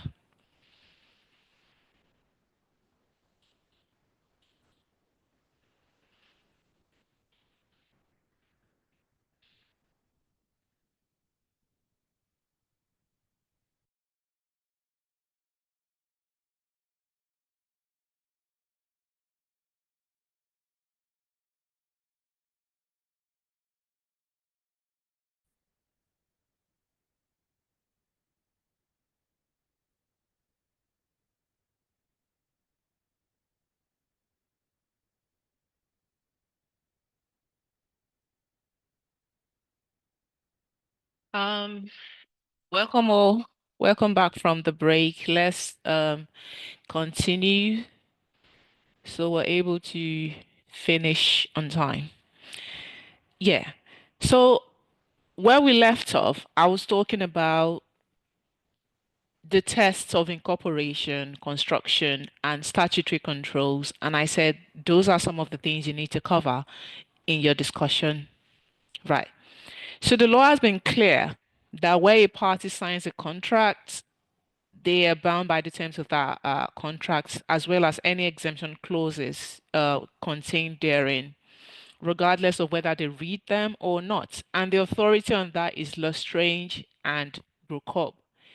There could be exceptions to this rule. One of those is when the party seeking to rely on the agreement has misrepresented the effects of the agreement, and the authority on that is Curtis and chemical cleaning. So the high value that the law puts on the signature rule was seen more recently in the case of PK Intermark and Australia and New Zealand banking, where an experienced investor was unable to rely on the verbal explanation provided to him. And the court said he wasn't satisfied that an experienced investor of that caliber would prefer to rely on the verbal statement as against what was written down. In the alternative, we see that, we see that previous rule provides for certainty for contracting parties rather, but there could be an alternative where clauses are incorporated through the provision of reasonable notice. So it's not in all cases that clauses are signed; they can be incorporated by the provision of reasonable notice. So that notice has to come to the notice of the contracting party before the contract is firmed. I explained that while talking through the slides. So the authority on that is Thornton and Shoelane Parking.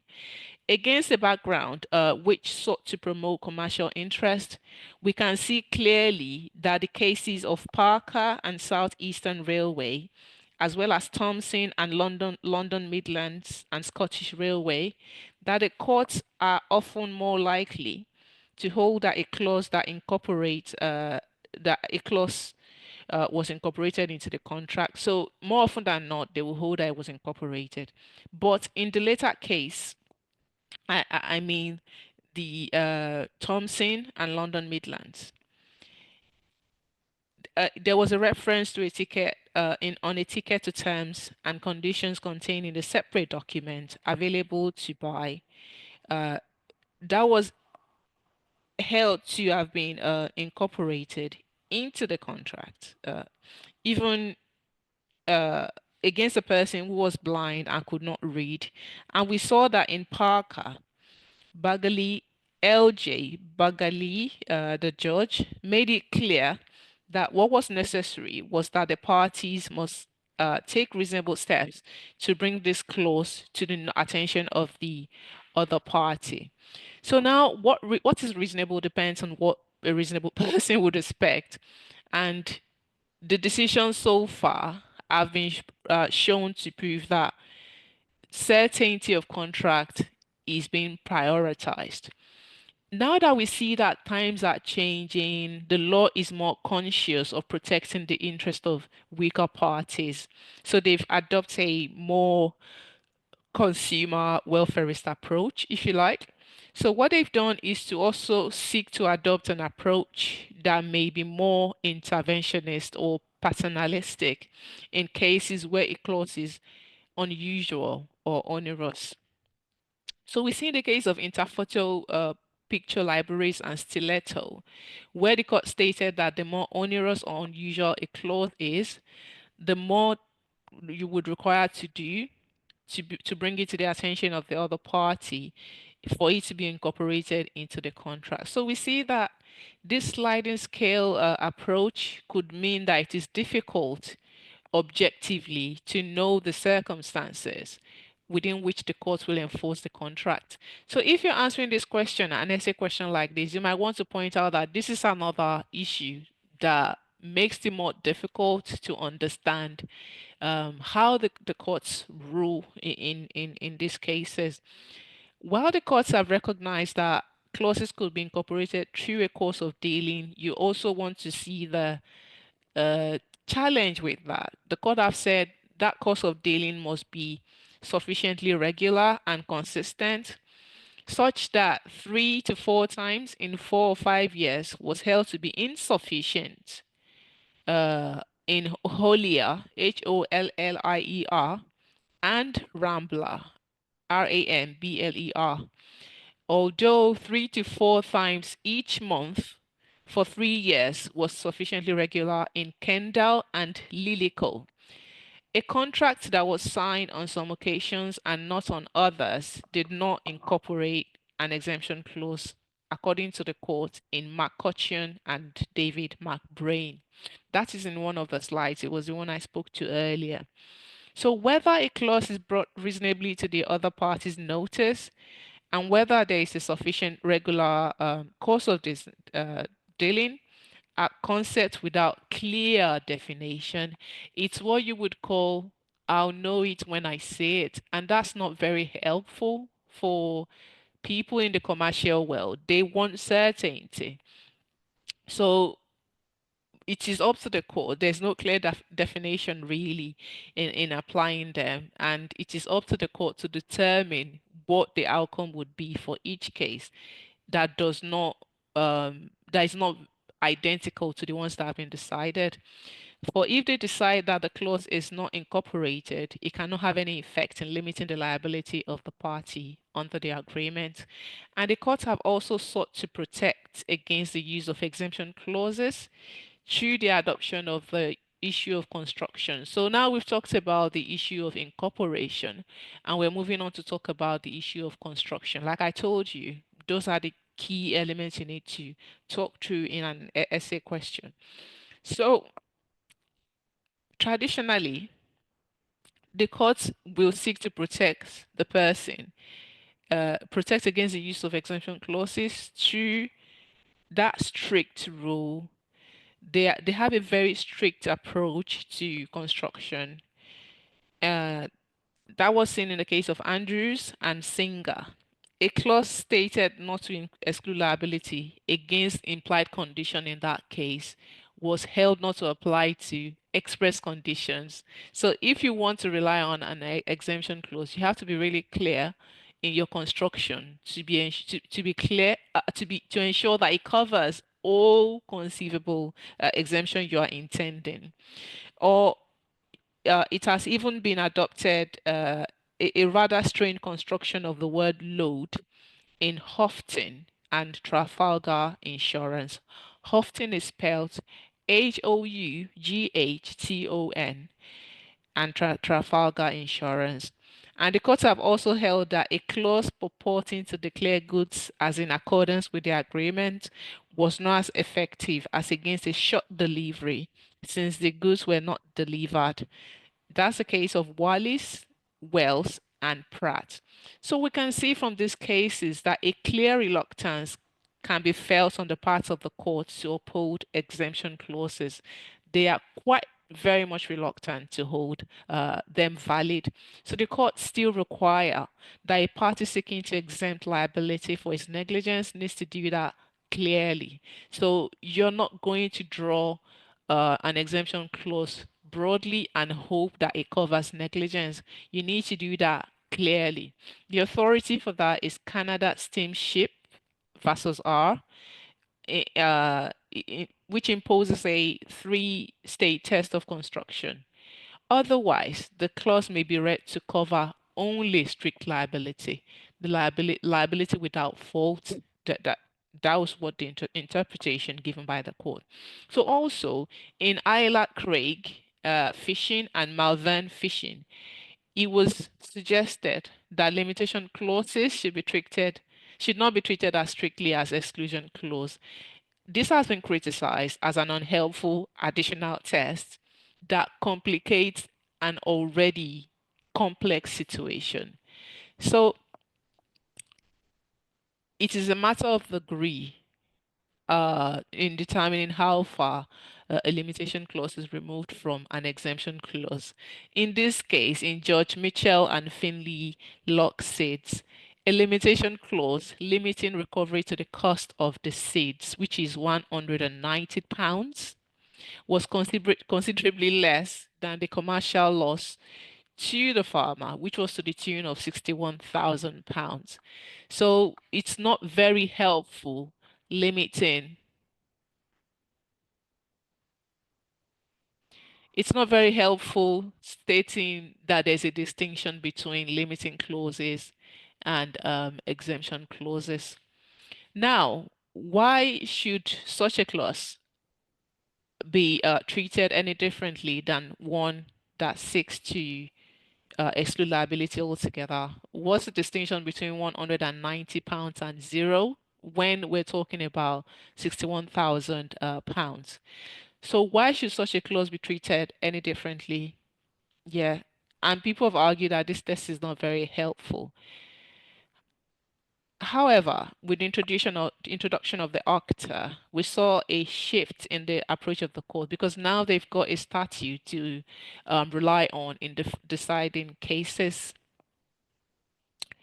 Lord Diplock declared that given the introduction of the ACTA, there would be less attempts to avoid clauses through strained construction because the Act already provides for ways in which you can determine if something has been incorporated into the contract or if the construction includes the terms at play.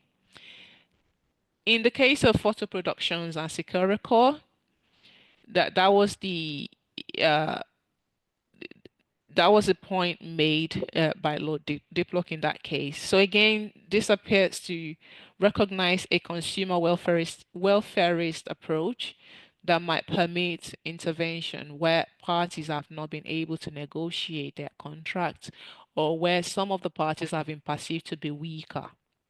Also, in photo productions and Securicor, the rule that you cannot exclude liability for a fundamental breach was laid to rest. It was overturned, and the court said this was simply a test of construction.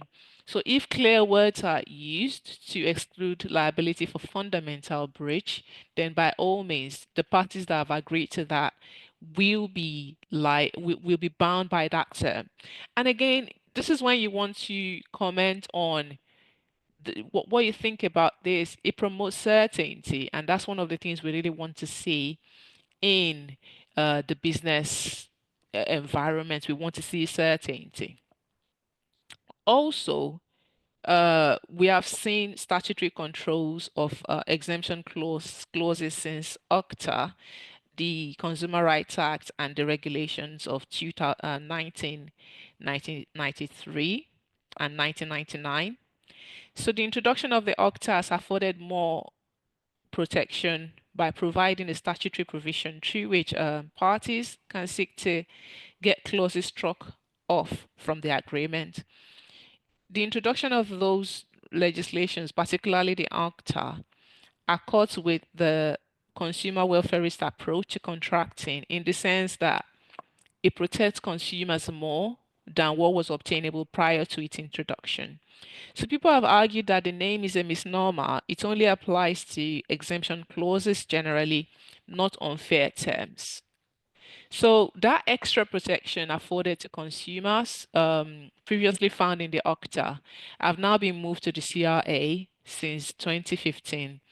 And since then, OCTA applies only to B2B or C2C contracts. So let's dig deeper into the OCTA. According to Section 13, it defines what amounts to an exemption clause for the purpose of the Act, and this includes not only exclusion and limitation clauses, but also clauses which prevent a party from following particular procedures or those which seek to avoid liability by imposing duty on another party. Philips, the authority on that is Philips Products and Highland, and the test is to look at the substance and effect of the clause. So it would not be possible to avoid the consequences of OCTA by simply defining duties as positive obligations. For instance, saying it shall be the responsibility of the buyer to maintain the vehicle and repair any defect. It's just the same thing, isn't it? So the provisions of the OCTA under sections 2 to 7 only apply to liabilities arising against a party acting in the course of business. So purely private contracts are not governed by it, except in relation to the implied right to sell. Now, moving on to in non-consumer cases, it is not possible to exempt liability for death and personal injury arising from negligence, Section 2(1), as well as you cannot exempt liability from the right to sell, Section 6 and 7. But it is not possible to exempt liability for breach of the right to sell. A party is permitted to disclose their limited title, looking at section 12(1). So if that person is aware that you have a limited title to sell, that's a leeway for you to get some protection as a seller. And there's also limited ability rather to exclude liability for the statutory implied terms on description, fitness for purpose, satisfactory quality, exercise of a service with reasonable skill and care, and make exclusion of them subject to a test of reasonableness.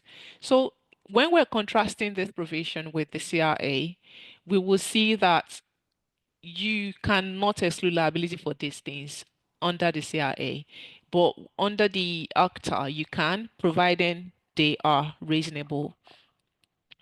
And that can be found in sections 2, 3, and 6 and 7 of the ACTA. Sections 2 and 3 also make exemptions of liability for negligence or breach of contract subject to a test of reasonableness. So these provisions are a serious restriction on the freedom of contract at the expense of protecting weaker parties. So legislators are willing to cut down on the freedom of contract, detract from that principle, just for the greater good of protecting weaker parties. The court will strike an exemption clause from the contract if it does not satisfy the requirements of reasonableness. So Section 11, sub 1 defines reasonableness as a term that is fair and reasonable to include, having regard to the circumstances which were known or ought to have been reasonably known at the time of the contract. So that tells us that the burden of proof for establishing that the clause is reasonable is on the party relying on it. And the relevant section for that is section 11 sub 5. Section 11 sub 4 is to the effect that where the clause seeks to limit liability, then consideration must be added to the resources of parties. And if they're able to get insurance. Again, looking at the slides, these are some of the things that were talked about in the slide. So those are the things that help us determine if a clause is reasonable or not. But section 11 sub 2 refers to factors in the Schedule 2 of the Act that will help us in defining what is reasonable and what is not. Some of the things included in the list, it is not an exhaustive list, is whether the consumer know or ought to know about the term, what is the relative bargaining power of the parties? So are they of equal footing? Is it Taobao dealing with Amazon or is it Fatima dealing with Jen? So there's also the question of was there any inducement? Was the buyer, the other party, were they induced, were they forced to enter the contract? Were they forced to enter the contract as a result of? So you can look at the schedule two to see all that. So it's not an exhaustive list, like I said earlier. There may be other considerations that we need to have a look at. And the courts have given further guidance in the cases as to what is reasonable or what is not. But like we have seen so far, there is not, we do not have a hard and fast rule. Each case will turn on its facts. So different facts of the cases will determine what their outcomes are. And we can see that this is one of the issues we have with exemption clauses. They're just not very complex. Um, not very straightforward. So you really need to know the rules to be able to apply them. So there's no certainty anywhere. And there are certain factors that have been shown in cases as being important. For instance, Smith and Eric Bush highlighted the availability of insurance as one of the key factors that would determine whether an exemption clause would apply or not. Is that surveyor's case. The surveyor was insured for risks like this, so it makes no sense whatsoever to uphold that exemption clause, which would visit untold hardship on the purchaser. Also, in the case of George Mitchell and Finley Locke, SIDS, it was noted that insurance would be a key factor in determining whether the courts uphold or strikes out an exemption clause for negligence, exemption for liability for negligence. So the courts have been they've suggested that they are less likely to question the reasonableness of clauses negotiated between two large commercial partners because there's that assumption that these two parties have got the requisite bargaining power and there's no risk of one party dominating the other. Right. So they're on similar footing and they're more likely to be able to negotiate contractual protections. The authority on that is Watford, Watford, and Sanderson. This case is also is what we can say is pro freedom of contract. If you remember where we started off, we're trying to compare the two extremes, freedom of contract or consumer welfareism. So in these cases we've seen in relation to businesses is pro freedom of contract. However, that doesn't mean the court will always refuse to interfere in all commercial agreements. And in fact, the case of St. Albans and International Computers, it was noted in that case that the defendants who sought to rely on exemption clause had a very strong bargaining power because they were specialized and they had insurance to cover it. So it was unreasonable and it was struck out. So we can see that there are no absolutes. And this is what makes it really problematic when it comes to exemption clauses. So even the rule that the courts will not interfere in business to business transactions, that's not always the case because even with those businesses, the court interfered in St. Albans case. So there are special protections in relation to consumers that we know we can assume are weaker parties. We enter into contracts, we do not negotiate the terms if we're entering into contract with large businesses. So that's why we have the CRA to protect our interest.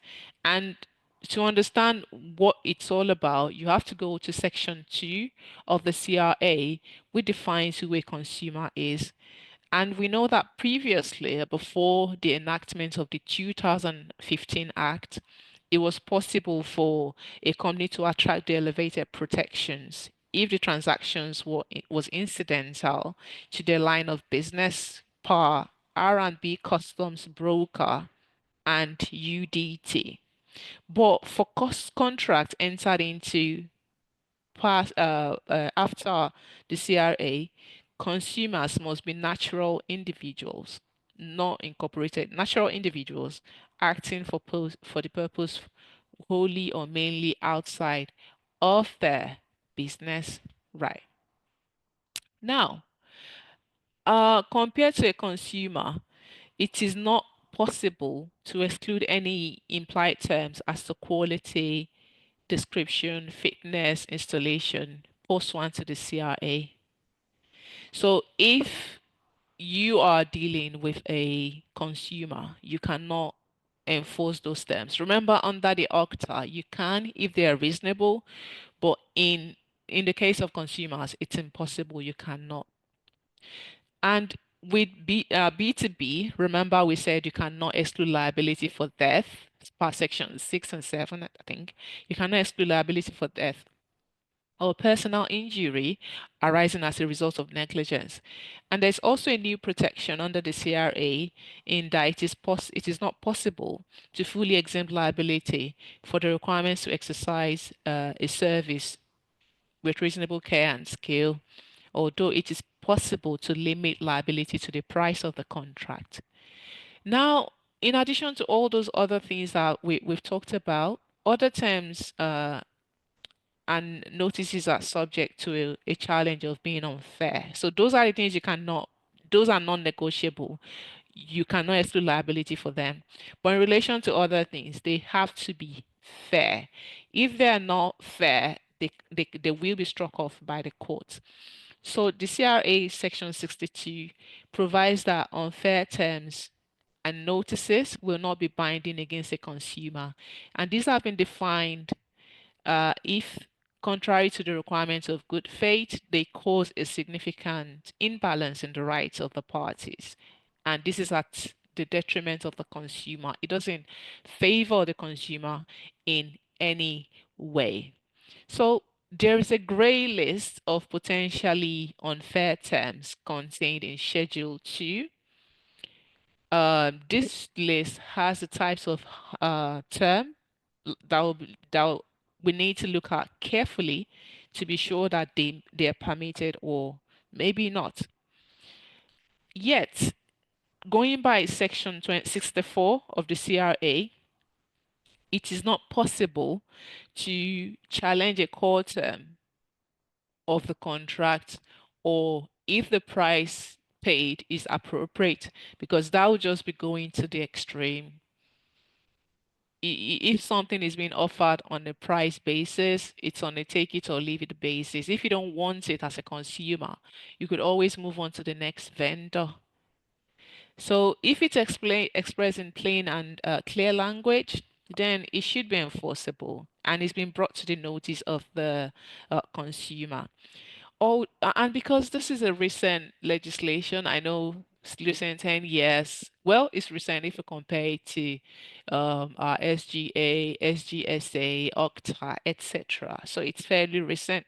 So we don't have lots of cases on this yet.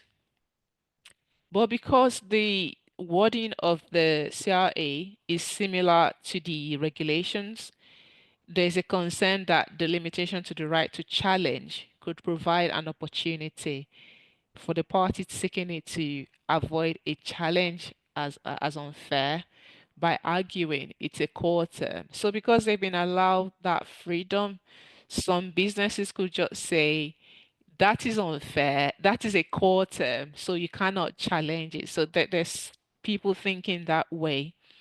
Lord Bingham in DGFT versus First National Bank clarified that a restrictive interpretation should be applied. So this is not to devoid the act of its enforceability. Because if you say you cannot challenge a core term of the contract, how do we define what a core term is? And that would be in the interest of the seller to say, yeah, the term is a core term, so it's not open to being challenged. So Lord Bingham is saying this should be construed very restrictively, so sellers are not able to get away with this from consumers. Also, in that case, a term relating to payment of interest on default was not core. The Supreme Court in OFT and ABBY National, ABBY National, decided that terms which provide for bank charges payable by parties who were overdrawn were part of the overall charge of the bank. So if you've overdrawn your account and you're meant to pay charges for that, the court said that is a core term of the contract and is not open to being challenged.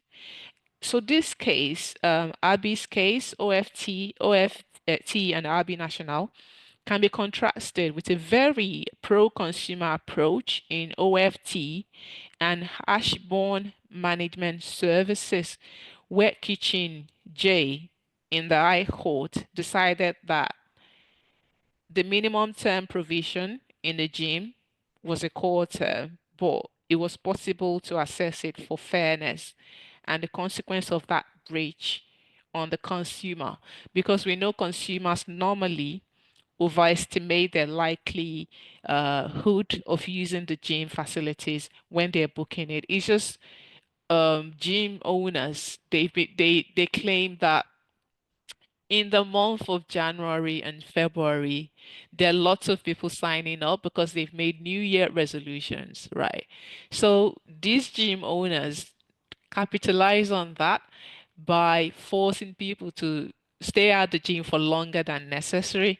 So the court said that was open to the interpretation of fairness, and that decision has been rightly criticized, has been unreasonable and unsustainable distinction. So what we see looking at those two OFT cases is that there's a lack of clarity over how the courts will interpret this provision. And that is not helpful for consumers and businesses alike, because lack of certainty in the commercial world is often frowned at. Moving on, there's a case of DGFT and First National Bank, where the House of Lords made it clear that the clause should not seek to take advantage of the other person's inexperience or take them by surprise. So the parties should operate with fair and open dealing. But we know that's not what happens in the commercial world. No one operates fair. Everyone wants to exploit the other. So my lord, the House of Lord could say whatever they wanted to say. People would still, businesses would still do what they want to do. So there's a more recent case in Cavendish and MacDessie. The Supreme Court thought about the fairness of parking penalties. You know, when you've parked somewhere and then you're getting a ticket, so they thought about the fairness of that and adopted an approach that assessed the significant imbalance by comparing the standard legal position without such a term and good faith with whether the consumer would have freely agreed to that term if they were freely negotiated. The fairness was also to be accessed by the court for appropriateness or protection of the party's objective. So why have they put this penalty there? Is it to prevent people from overstaying their parking?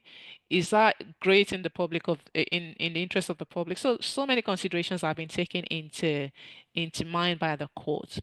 So what that means is that so far we've been left with a very vague definition of what unfair terms is, just as the way we've been left with a vague definition of what reasonableness is in relation to the OCTA. And although the Competition and Market Authority has attempted to provide guidance in their document CMA 37, we still are not clear. So consumers cannot be certain about the clauses the courts would enforce and the ones they would not enforce.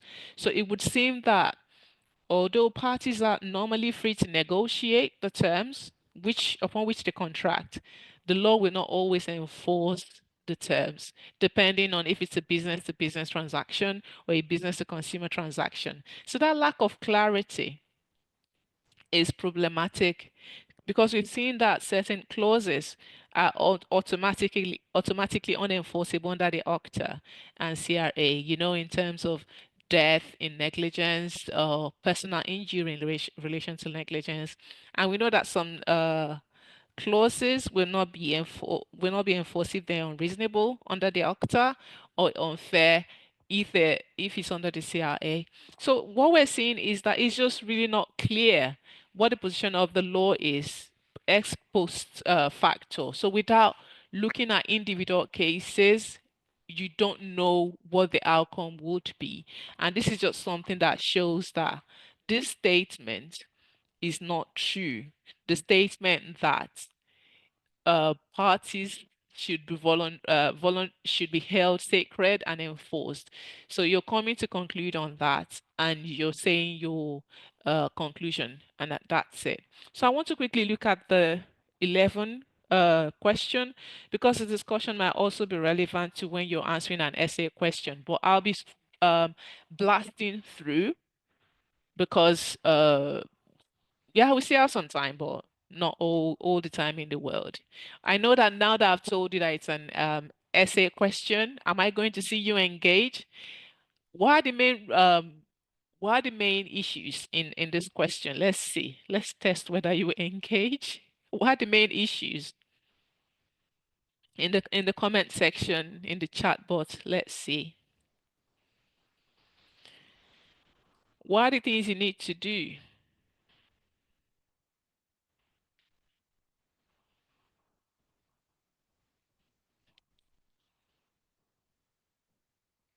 What are the steps?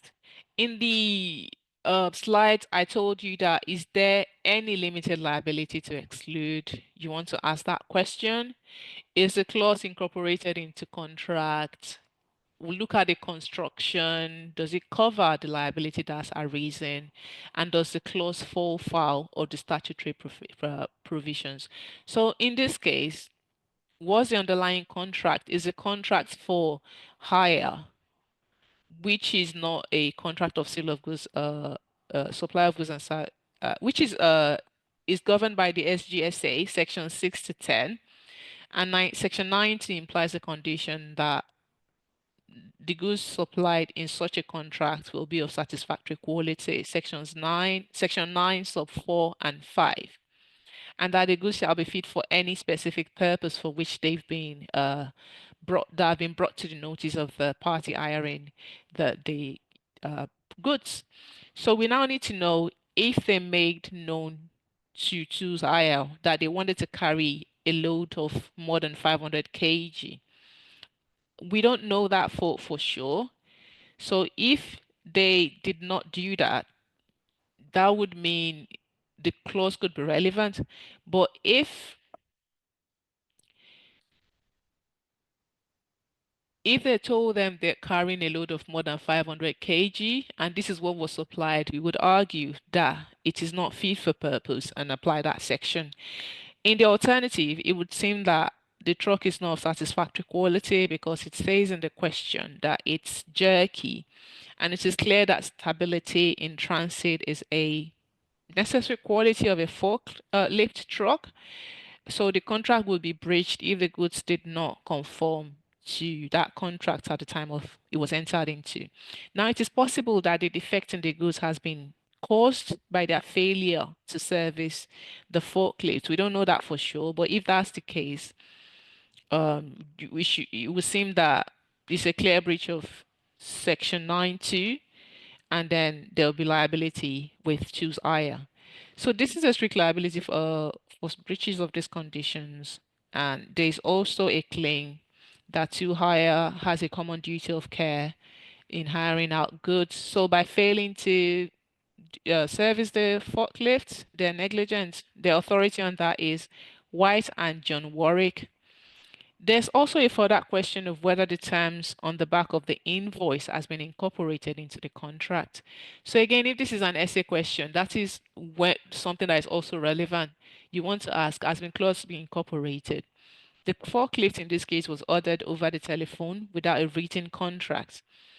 Terms can be incorporated even when there is not a written contract by provision of a reasonable notice. So we want to ask, has notice of this term been given to a previous course of dealing, or was that actually brought to their attention?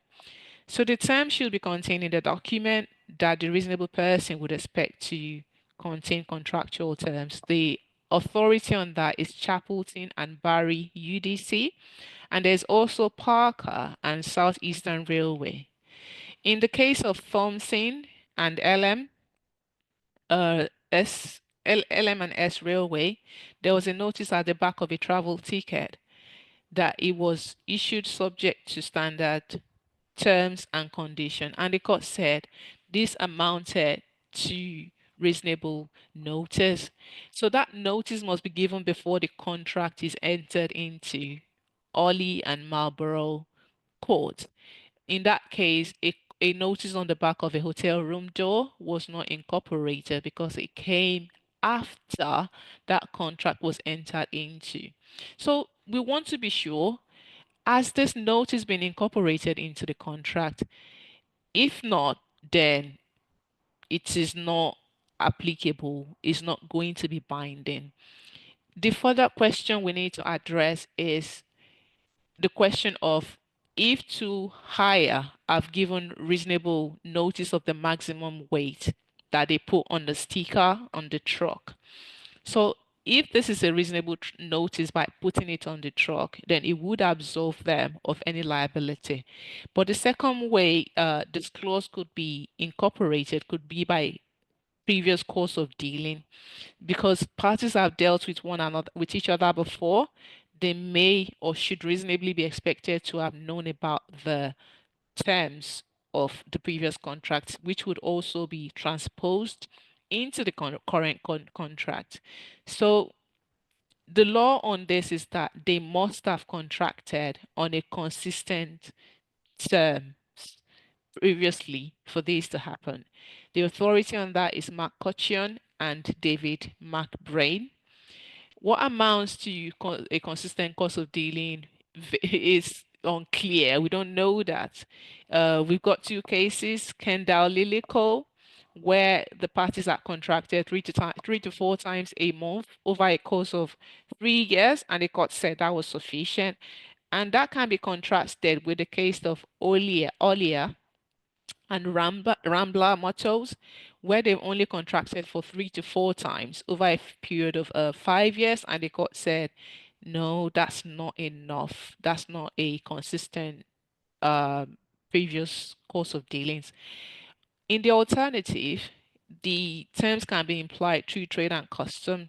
So if parties contracting in a specific situation, something similar to this, um, always follow some terms, then it would be presumed that that's the case for this scenario. British Crane Hire and Ipswich, as well as a host of other cases, are relevant. So what we need to establish is whether um, these are standard terms and the conditions in the industry of hire and forklift, and if there has been consistent with the ones that the two hire company are seeking to rely upon. If they are, by all means, it's possible that the terms have been incorporated into the contract. If not, then we would say it's not likely. Moving on, we need to consider if the clauses that has been drafted cover the type of liability they're talking about. So section 9(2) and sections 9 sub 4 and 5 of the SGSA attract strict liability as opposed to negligence and liability twofold.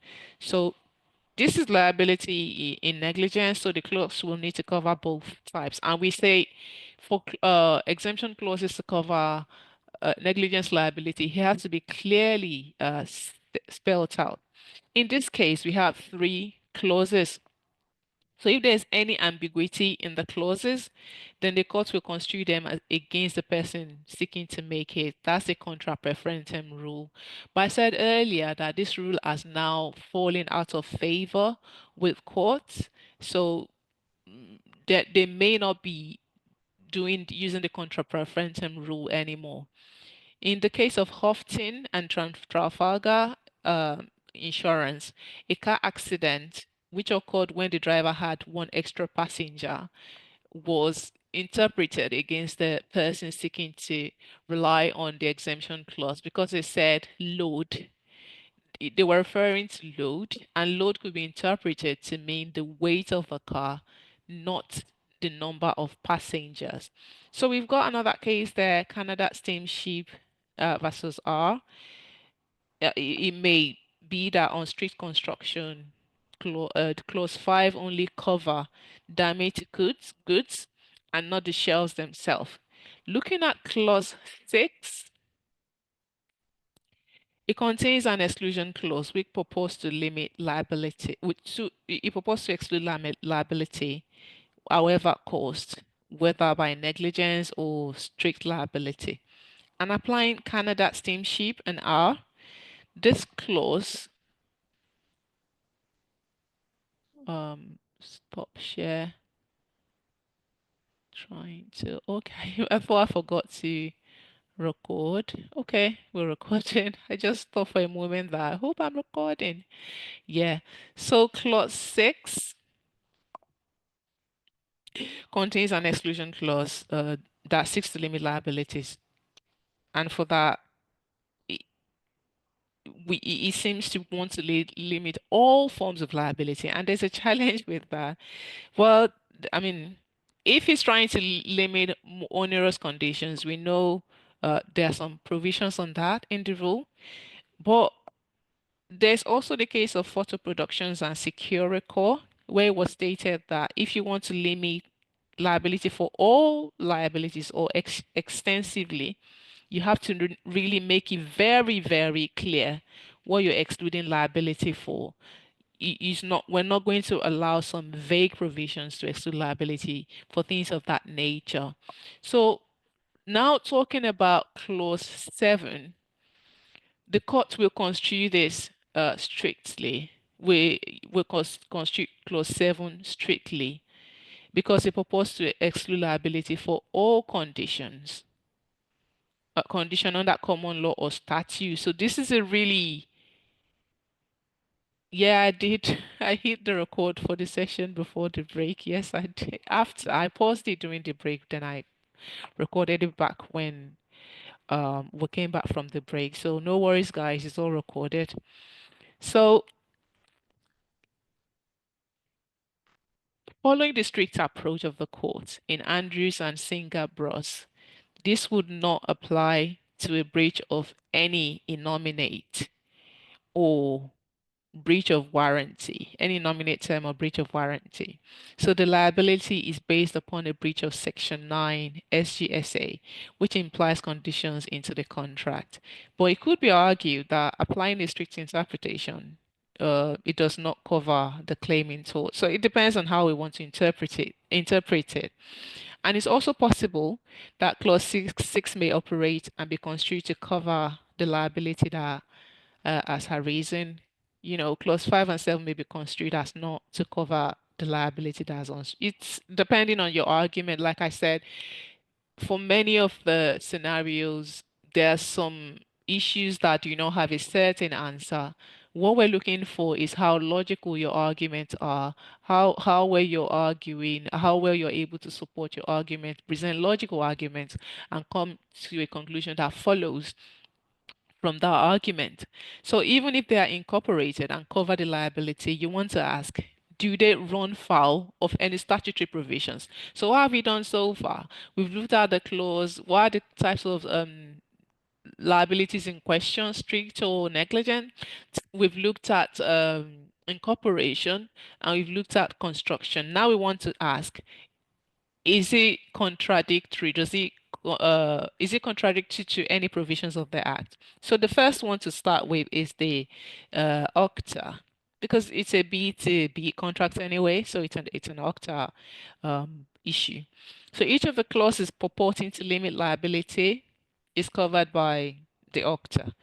We're starting with Section 7 that deals with the implied term under the contract of hire, Section 7.3, that provides that in non-consumer contract, it is permitted as far as it's reasonable. And then Section 2.2 that provides that a business cannot exclude liability for negligence for death or personal injury in relation to negligence. And also, Section 3 applies where the parties deal on one of the parties' standard terms of business, like it's the case here. So that's very, very relevant, Section 3.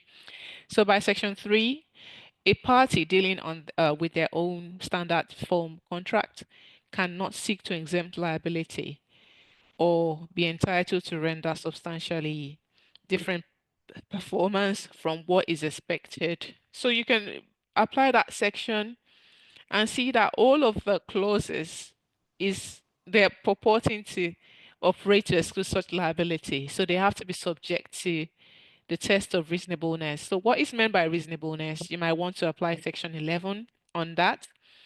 Um, Also talk about section 11.5 on the burden of proving that it's reasonable. It's on the person trying to rely on the clause.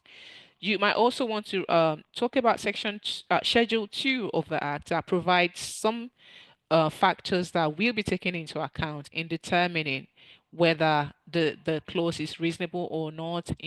There's also the issue of availability of insurance. What's the bargaining power of the parties? Um, as a consumer being forced, as the customer rather, being forced to enter into the contract. So looking at all of that together, you want to ask, were UFO able to negotiate terms? It doesn't seem to be the case. Was a clause drawn to their attention? Were not clear. So we might also consider if the sticker is a condition which restricts liability. The final requirement, the one on whether the goods were processed or manufactured to there, that's not relevant here. So cases have given further guidance on this. So aside from talking about the case, the sections of the act, you can also refer to the cases. There's a case of Judge Mitchell and Finlay Locke, talking about availability of insurance. So insurance is something you really need to talk about, even though it's not provided as one of the factors. Remember, the list in Schedule 2 is not exhaustive, so there are other things that have been taken into consideration by the court. And remember, this was also identified in the surveyor's case, Smith and Eric Bush, where the availability of insurance was held to be a key factor that motivated the court in striking out the exemption clause. So overall, the courts are likely to view the clause which purports to exclude all forms of liability as unreasonable, especially if they are seeking to exclude terms such as satisfactory quality, fitness for purpose, and uh, if there's a little opportunity to negotiate the contract.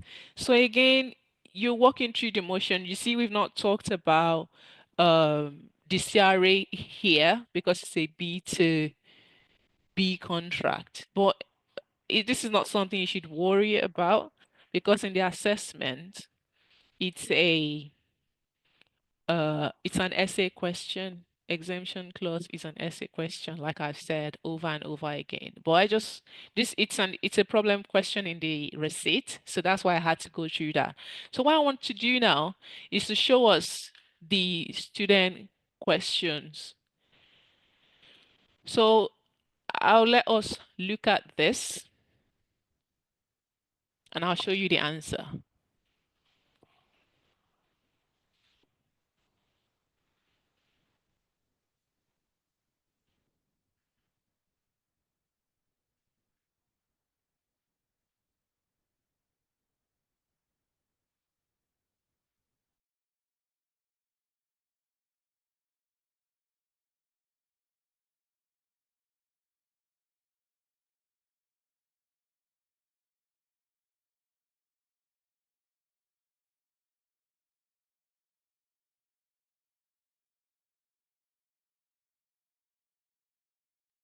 Please let me know when you're done reading the question so I could show you the answer in the comments. Let me know when you're done reading the question.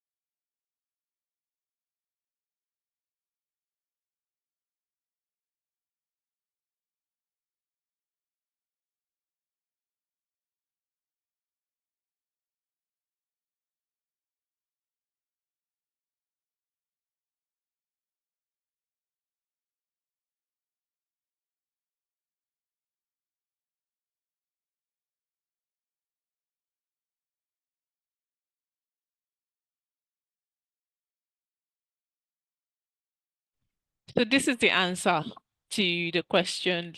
Let me know when to scroll.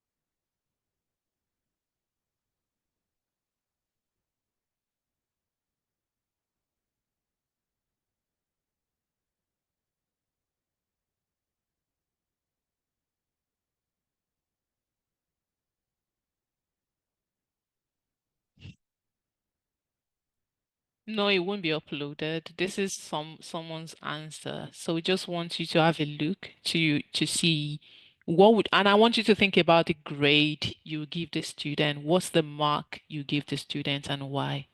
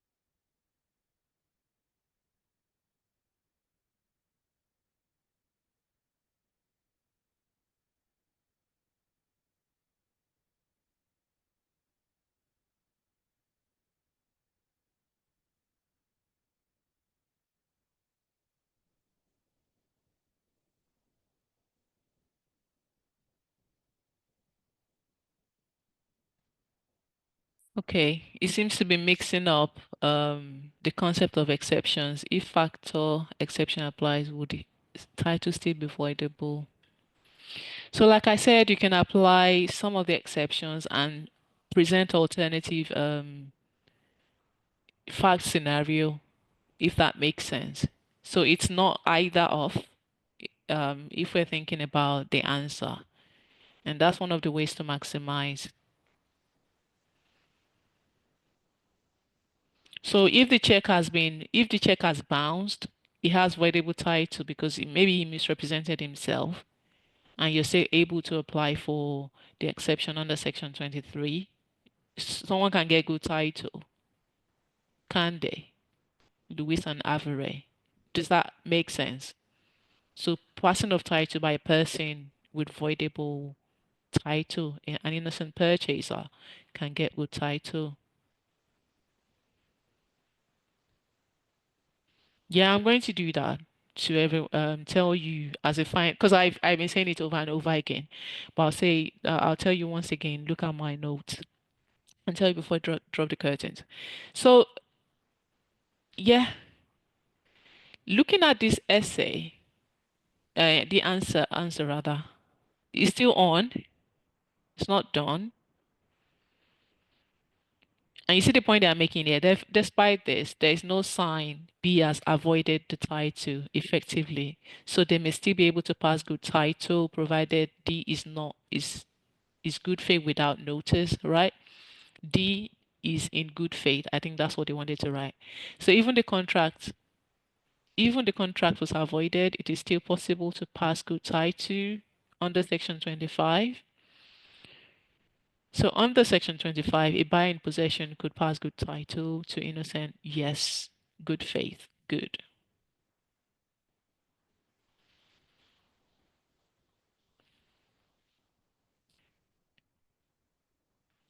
So buyer in possession. Yeah. Mhm.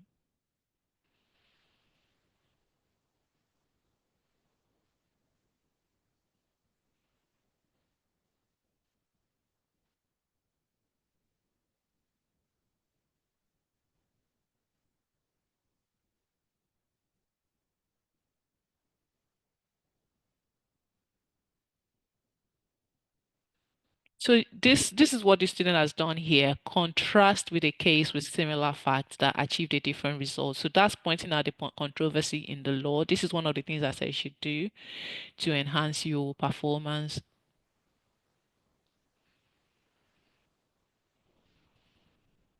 So he's saying the fact is more similar to Lampert.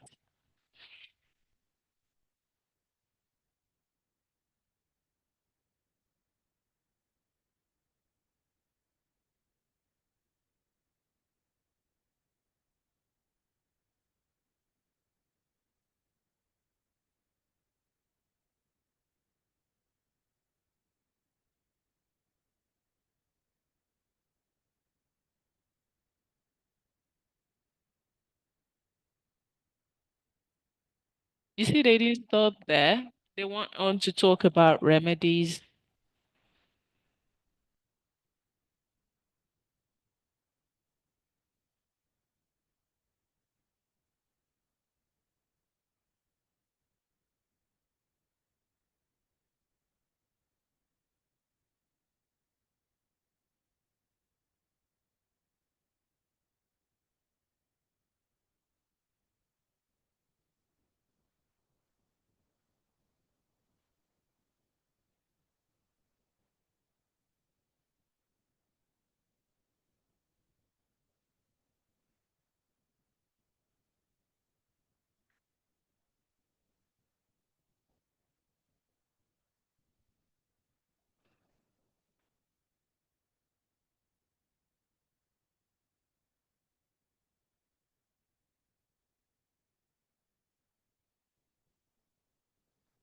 So that's the end of that answer. I want you to pop your score out of 100. What do you think this answer? What score would you give this student?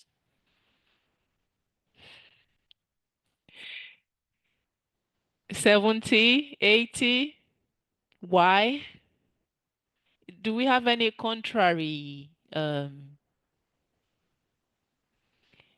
Is that what everyone thinks? You think this is a really good one? Were there any mistakes? 69, quick one. Why 69? Why didn't you make it 70 or 65? So you could see this is a very good answer, couldn't you? It's a very, very good answer, right? So you're right. This was a first. The student had a first. The student had a first. So let's look at the second question. Yes, Chung, you're right. The student was quite confident. He was able to point out the controversy. You see, it was not wasting any time. He or she, I don't want to be sexist, he or she, because we don't know the names. So let's have a read of this question and then see what the student did.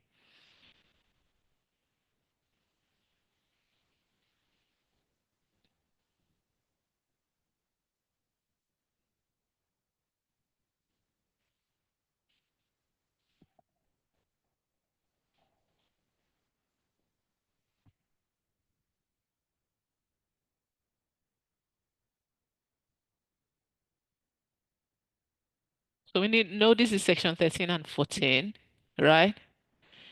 Let's see the student answer.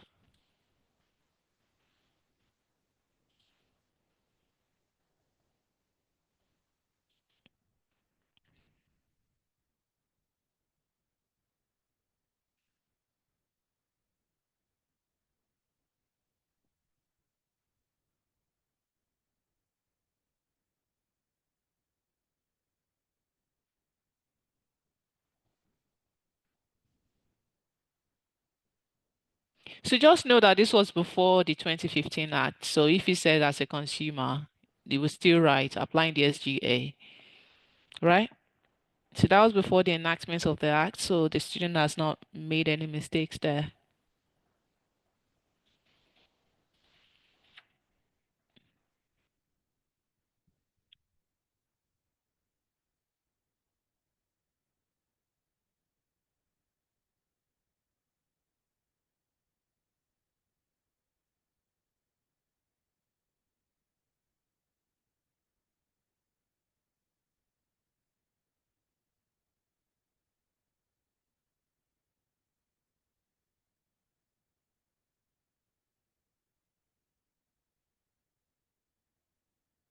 Nemo.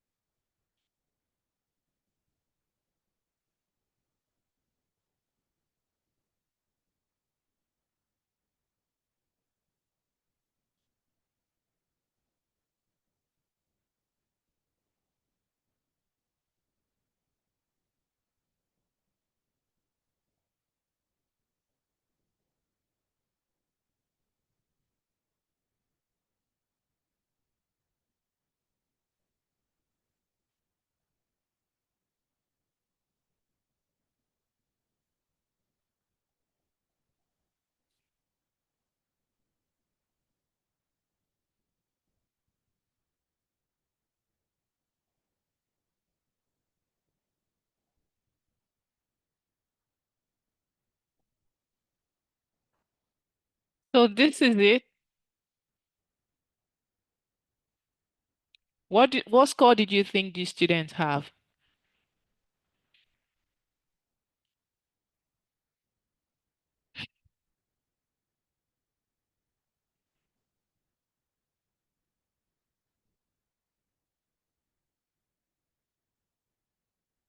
Comments?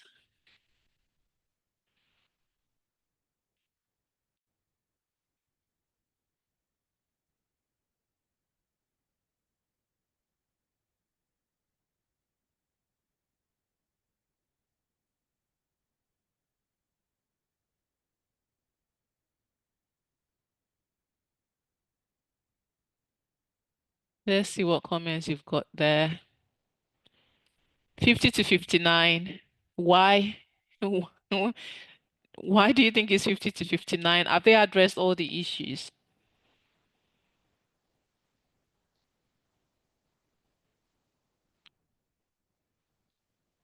No price, no definition of price consideration. Are they, you know, straight to section 13?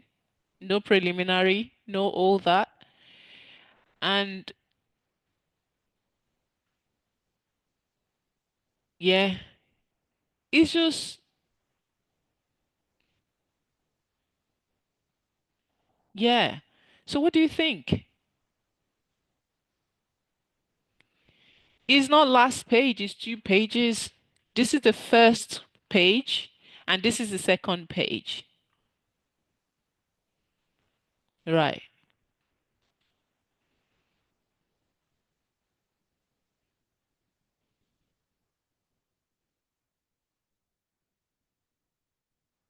right.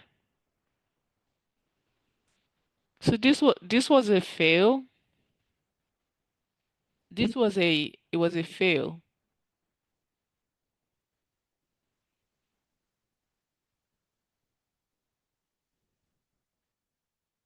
What about remedies? What about acceptance? Yes, lacking application in case. And I think the other question we looked at too, we're going to be contrasting that the what was the first one we looked at? Passing of property and goods. Have we looked at this?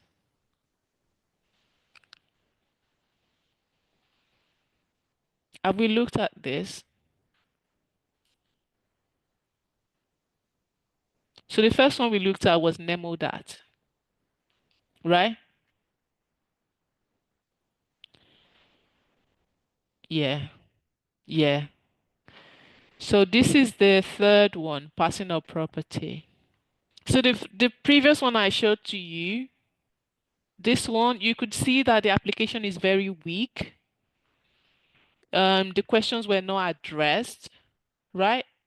The issue, and I told you, don't ever forget about deemed acceptance, remedies, and all that. You should talk about that. This is yeah. The student scored 28. So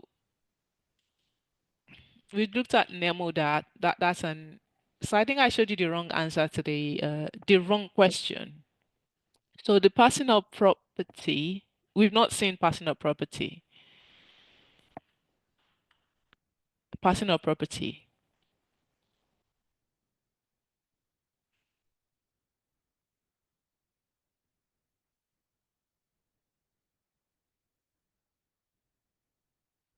I want to quickly show us the question. We're not going to read it, but revision questions, share. So Ruby, so that was the answer to this one. And this is the contained in of the buyer. So the third one, whether this so this is the essay one. That's the first one. The first answer we looked at. This is it. And this question is for the one we're looking at now, the problem question. So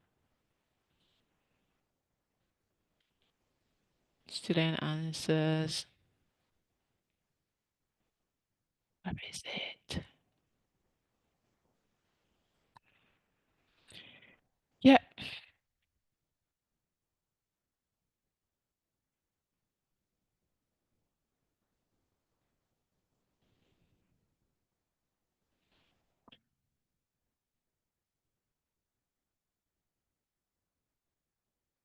you see that. Yeah, this student tries to take us through the process.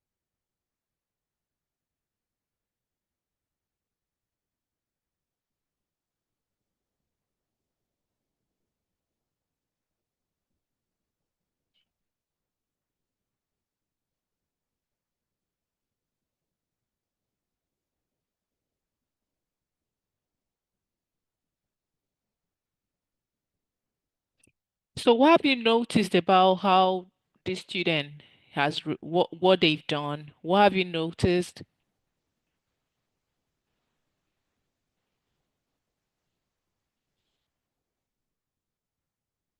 No, this is the problem question one. Passing of property and risk. So the memo that the first one we had a look at was the essay. So this is the problem question. So what have you noticed about this student's answer?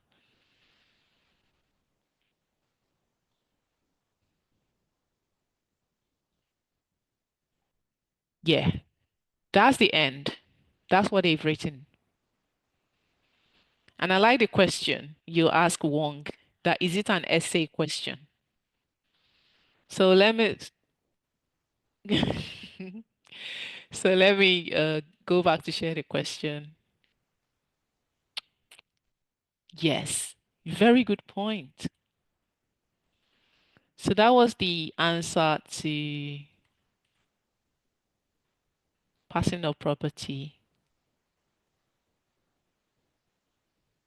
Yeah, passing of property and risk.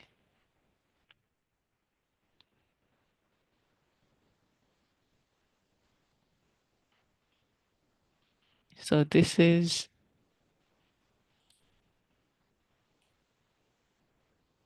the memo. This is student answer B.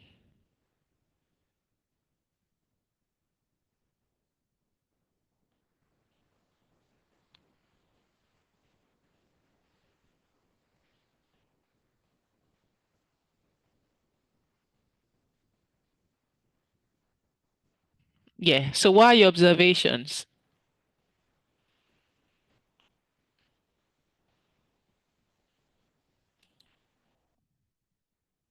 Your question is an essay and it is, yeah, so that's the thing. It's a question on the passing of property and risk, you're right. So Ruby has recently been sailing, trying to reconcile it. Is it three? But the first one we look at is an answer C, and then we've looked also at the this one. So I think basically it's this one.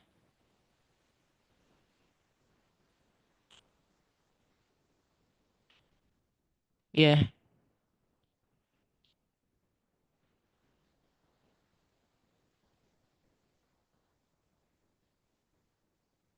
So I think yeah. But that one is on, so the questions are wrong. But this is this is on passing of property and risk. Good for pointing that out. Yeah.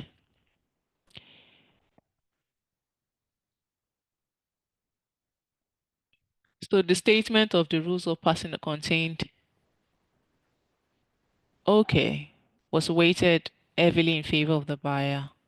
Yeah, let's see the questions again. Weighted heavily in favor of the buyer. Weighted heavily in favor of the buyer. Is that the one? Passing of property and risk. So it's the Nemo that.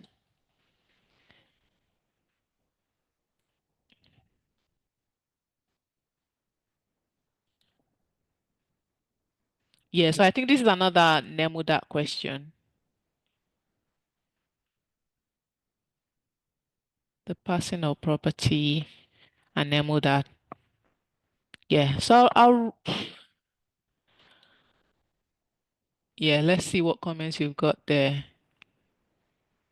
Yeah, yeah, I think you got it. Uh, yeah, so the first question would be question A. The second question will be question B, and third question will be question C. Let's see.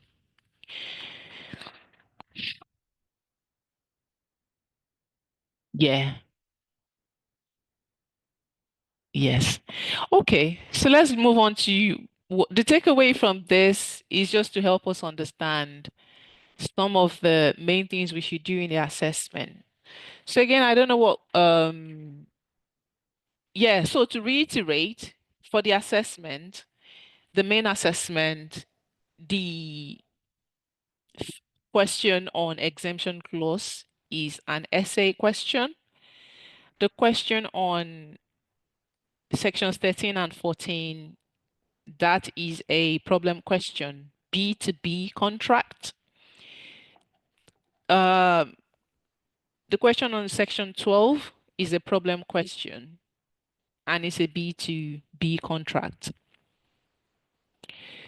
Section the question on SGSA, that will be a problem question, of course, and it's a B2B contract. So you know to apply the SGSA, you're not going to be discussing the CRA on that one. And in relation to risk and property, again, it's a B2B contract. So the focus of the main assessment this year has been on B2B contract. But when you're talking about the exemption clause, really need to talk about copy twice the words from the question. Yeah. Yeah. So again, NEMO is an essay question, exemption clause is an essay question, and the other four questions are problem questions, which are examined as a business to business transaction, right? So what do we want to see in the assessment in your application? We want you to do that extra application, critique cases. If you see that a case has not been helpful, point that out. If the case has further complicated the matter, yeah, let me see. There's someone that's typed this into the chat. SGSA, sorry, SGA, sales of goods, section 12. Let's what we has written there. So section 12, yeah, problem question B2B. Yep. Yeah. Section 12, problem question B2B contract. Sections 13 and 14, problem question B2B contract. Yes. SGSA B2B problem, NEMO dat essay question, property and risk B2B problem, exemption clause essay. But remember, in discussing exemption clause, you still need to talk about the CRA. So asking about IRAC, as long as you're able to put your points together, lots of students did not use the hierarchy and they've been able to do well. So I wouldn't want you to stress yourself about hierarchy if you don't have to. Just make sure you've tell us what the rule is and you've applied the rule. So someone was asking the score. I can tell you the score for each of the essays.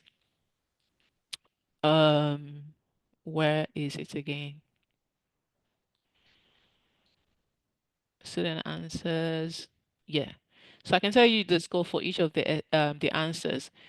So for passing of property, the score for that student was 53. This one, 53. That's what they had. Passing of property was 53. Nemo, that's the one that scored 80. Because it talked about, and we saw that when we were talking about it, it talked about each of the rules and also contrasted cases. Right. So that one is 80. And this one was the one we said was a fail, was to 28, right?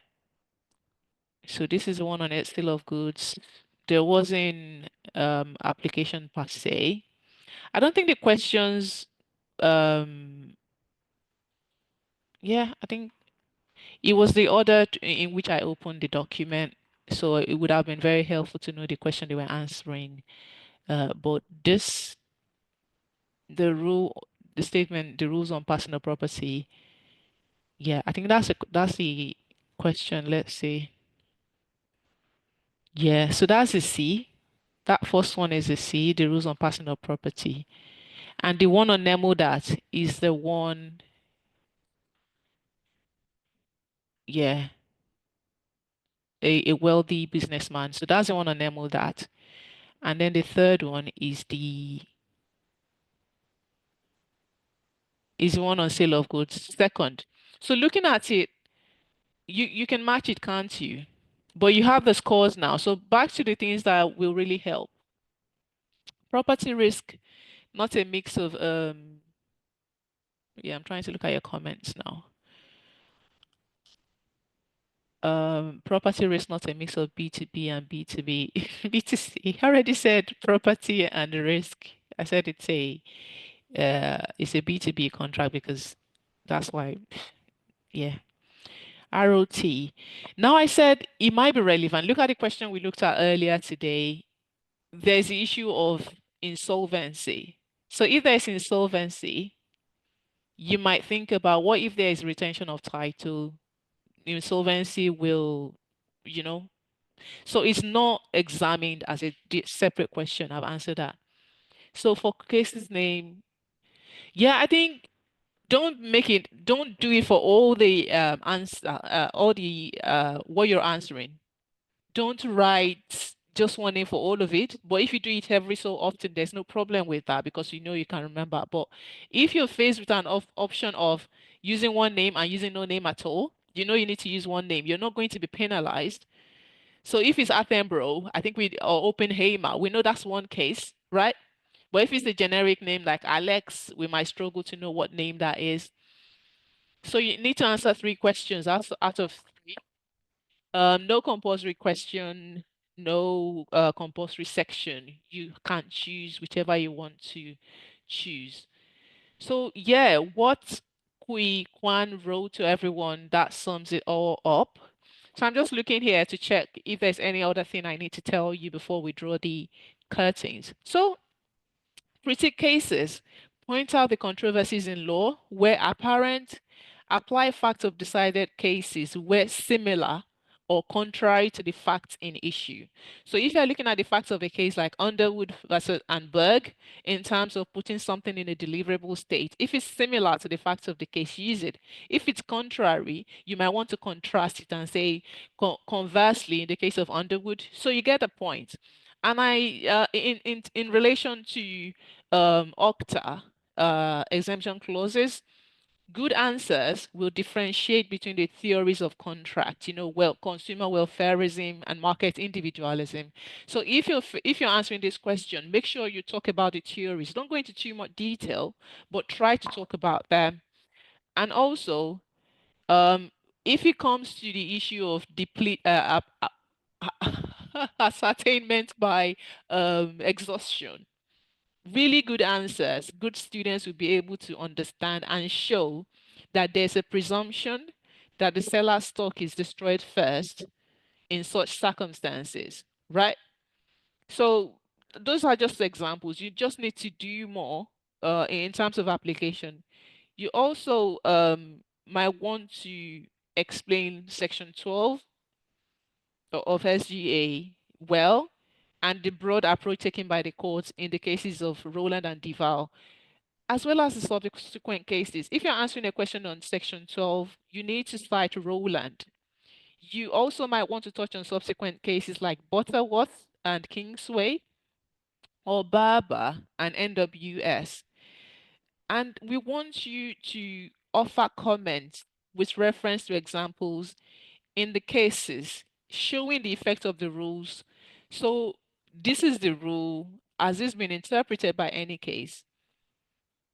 Probably. So that means that you do not have to discuss the facts of the cases for all of the cases. But in some of the cases, it might be relevant to the facts and issues. So you just have to know when and when not to. But what I want to beg you in relation to is don't go into too much detail in the cases you're citing. I don't want to see you writing a full page citing the facts of the case. You're wasting too much precious time doing that. So all I've been saying, I'm sorry, I'm taking too much of your time. Good answers will do that extra application. Extra. You're just not doing what that student did, putting in bracket Roland. You're doing the extra for the cases that are very, very relevant. So, yeah, I'm just trying to see if there's anything I've missed there.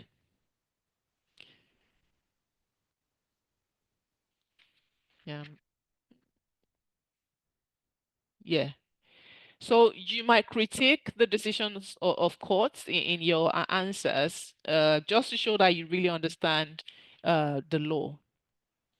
Yes, I'm just saying, okay. Yeah. So marks will go to the brain work. We just don't want to see what one of the students has done, dumping all the facts there. We want you to apply. So that's one mistake students make. They just give us the rule, they don't apply it. You have to apply it with the fact to the facts. Apply the law to the fact.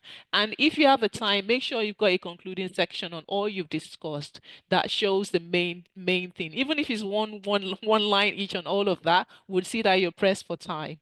So yeah, I think that's all. I'm really sorry for going over over time. Let's see. Um, is retention of clause? No, it's not. Case's name, I've answered that. Direct application, yes, Wong. We don't want you to go into too more detail of a case if it's not relevant. So if you're saying this is what was said in that case, link it to the fact. So in the case of on the wood and borg, you need to. Okay, someone wants me to give you more extra. Yeah. If I find open forum, yeah, you can send me an email or you can ask your questions on Moodle. Moodle, yes. So I hope that's sorted. Oh, now I feel really bad that we've gone over the time. Is there anything you want me to answer before I drop the curtains on our lecture? It's been a pleasure leading these lectures. I know we started off on the wrong foot with the delay, but we got there in the end, and I think that's all that matters. Yeah, so thank you. I wish you all the best in the assessment. Just remember, you've got this. You've prepared. We don't, yeah, you've prepared and you've done your best. So someone's saying we don't have to talk about misrepresentation, not into too much in much detail when you're talking about how if it's a term or a misrepresentation, you can briefly mention it just to show you're setting the scene for where you're going to. So you're free to leave if you want to. Anyone that has got questions, I'll still be here for the next 2 minutes to see. Oh, I should be easy on you. Trust me, we should. We always do that in your favor. I'm heading the marking team, so yes, try your best, do revise, listen to the lecture, listen to the revision lectures, and do your best and hope for the best. But remember, we understand you're writing under constrained conditions, you're trying to regurgitate something you've crammed. So we know you can make mistakes. And if you see the student that's had their 80 score, they made mistakes as well, but that was still fine. They still had their 80. So that's just to tell you, Wu, that we are easy on you when we're marking, but at least we want you to do your best. So I'll be ending the meeting now if no one's asking any further questions. I wish you all the best in the assessment and take care, guys. Have it. Enjoy the rest of your night. Bye bye.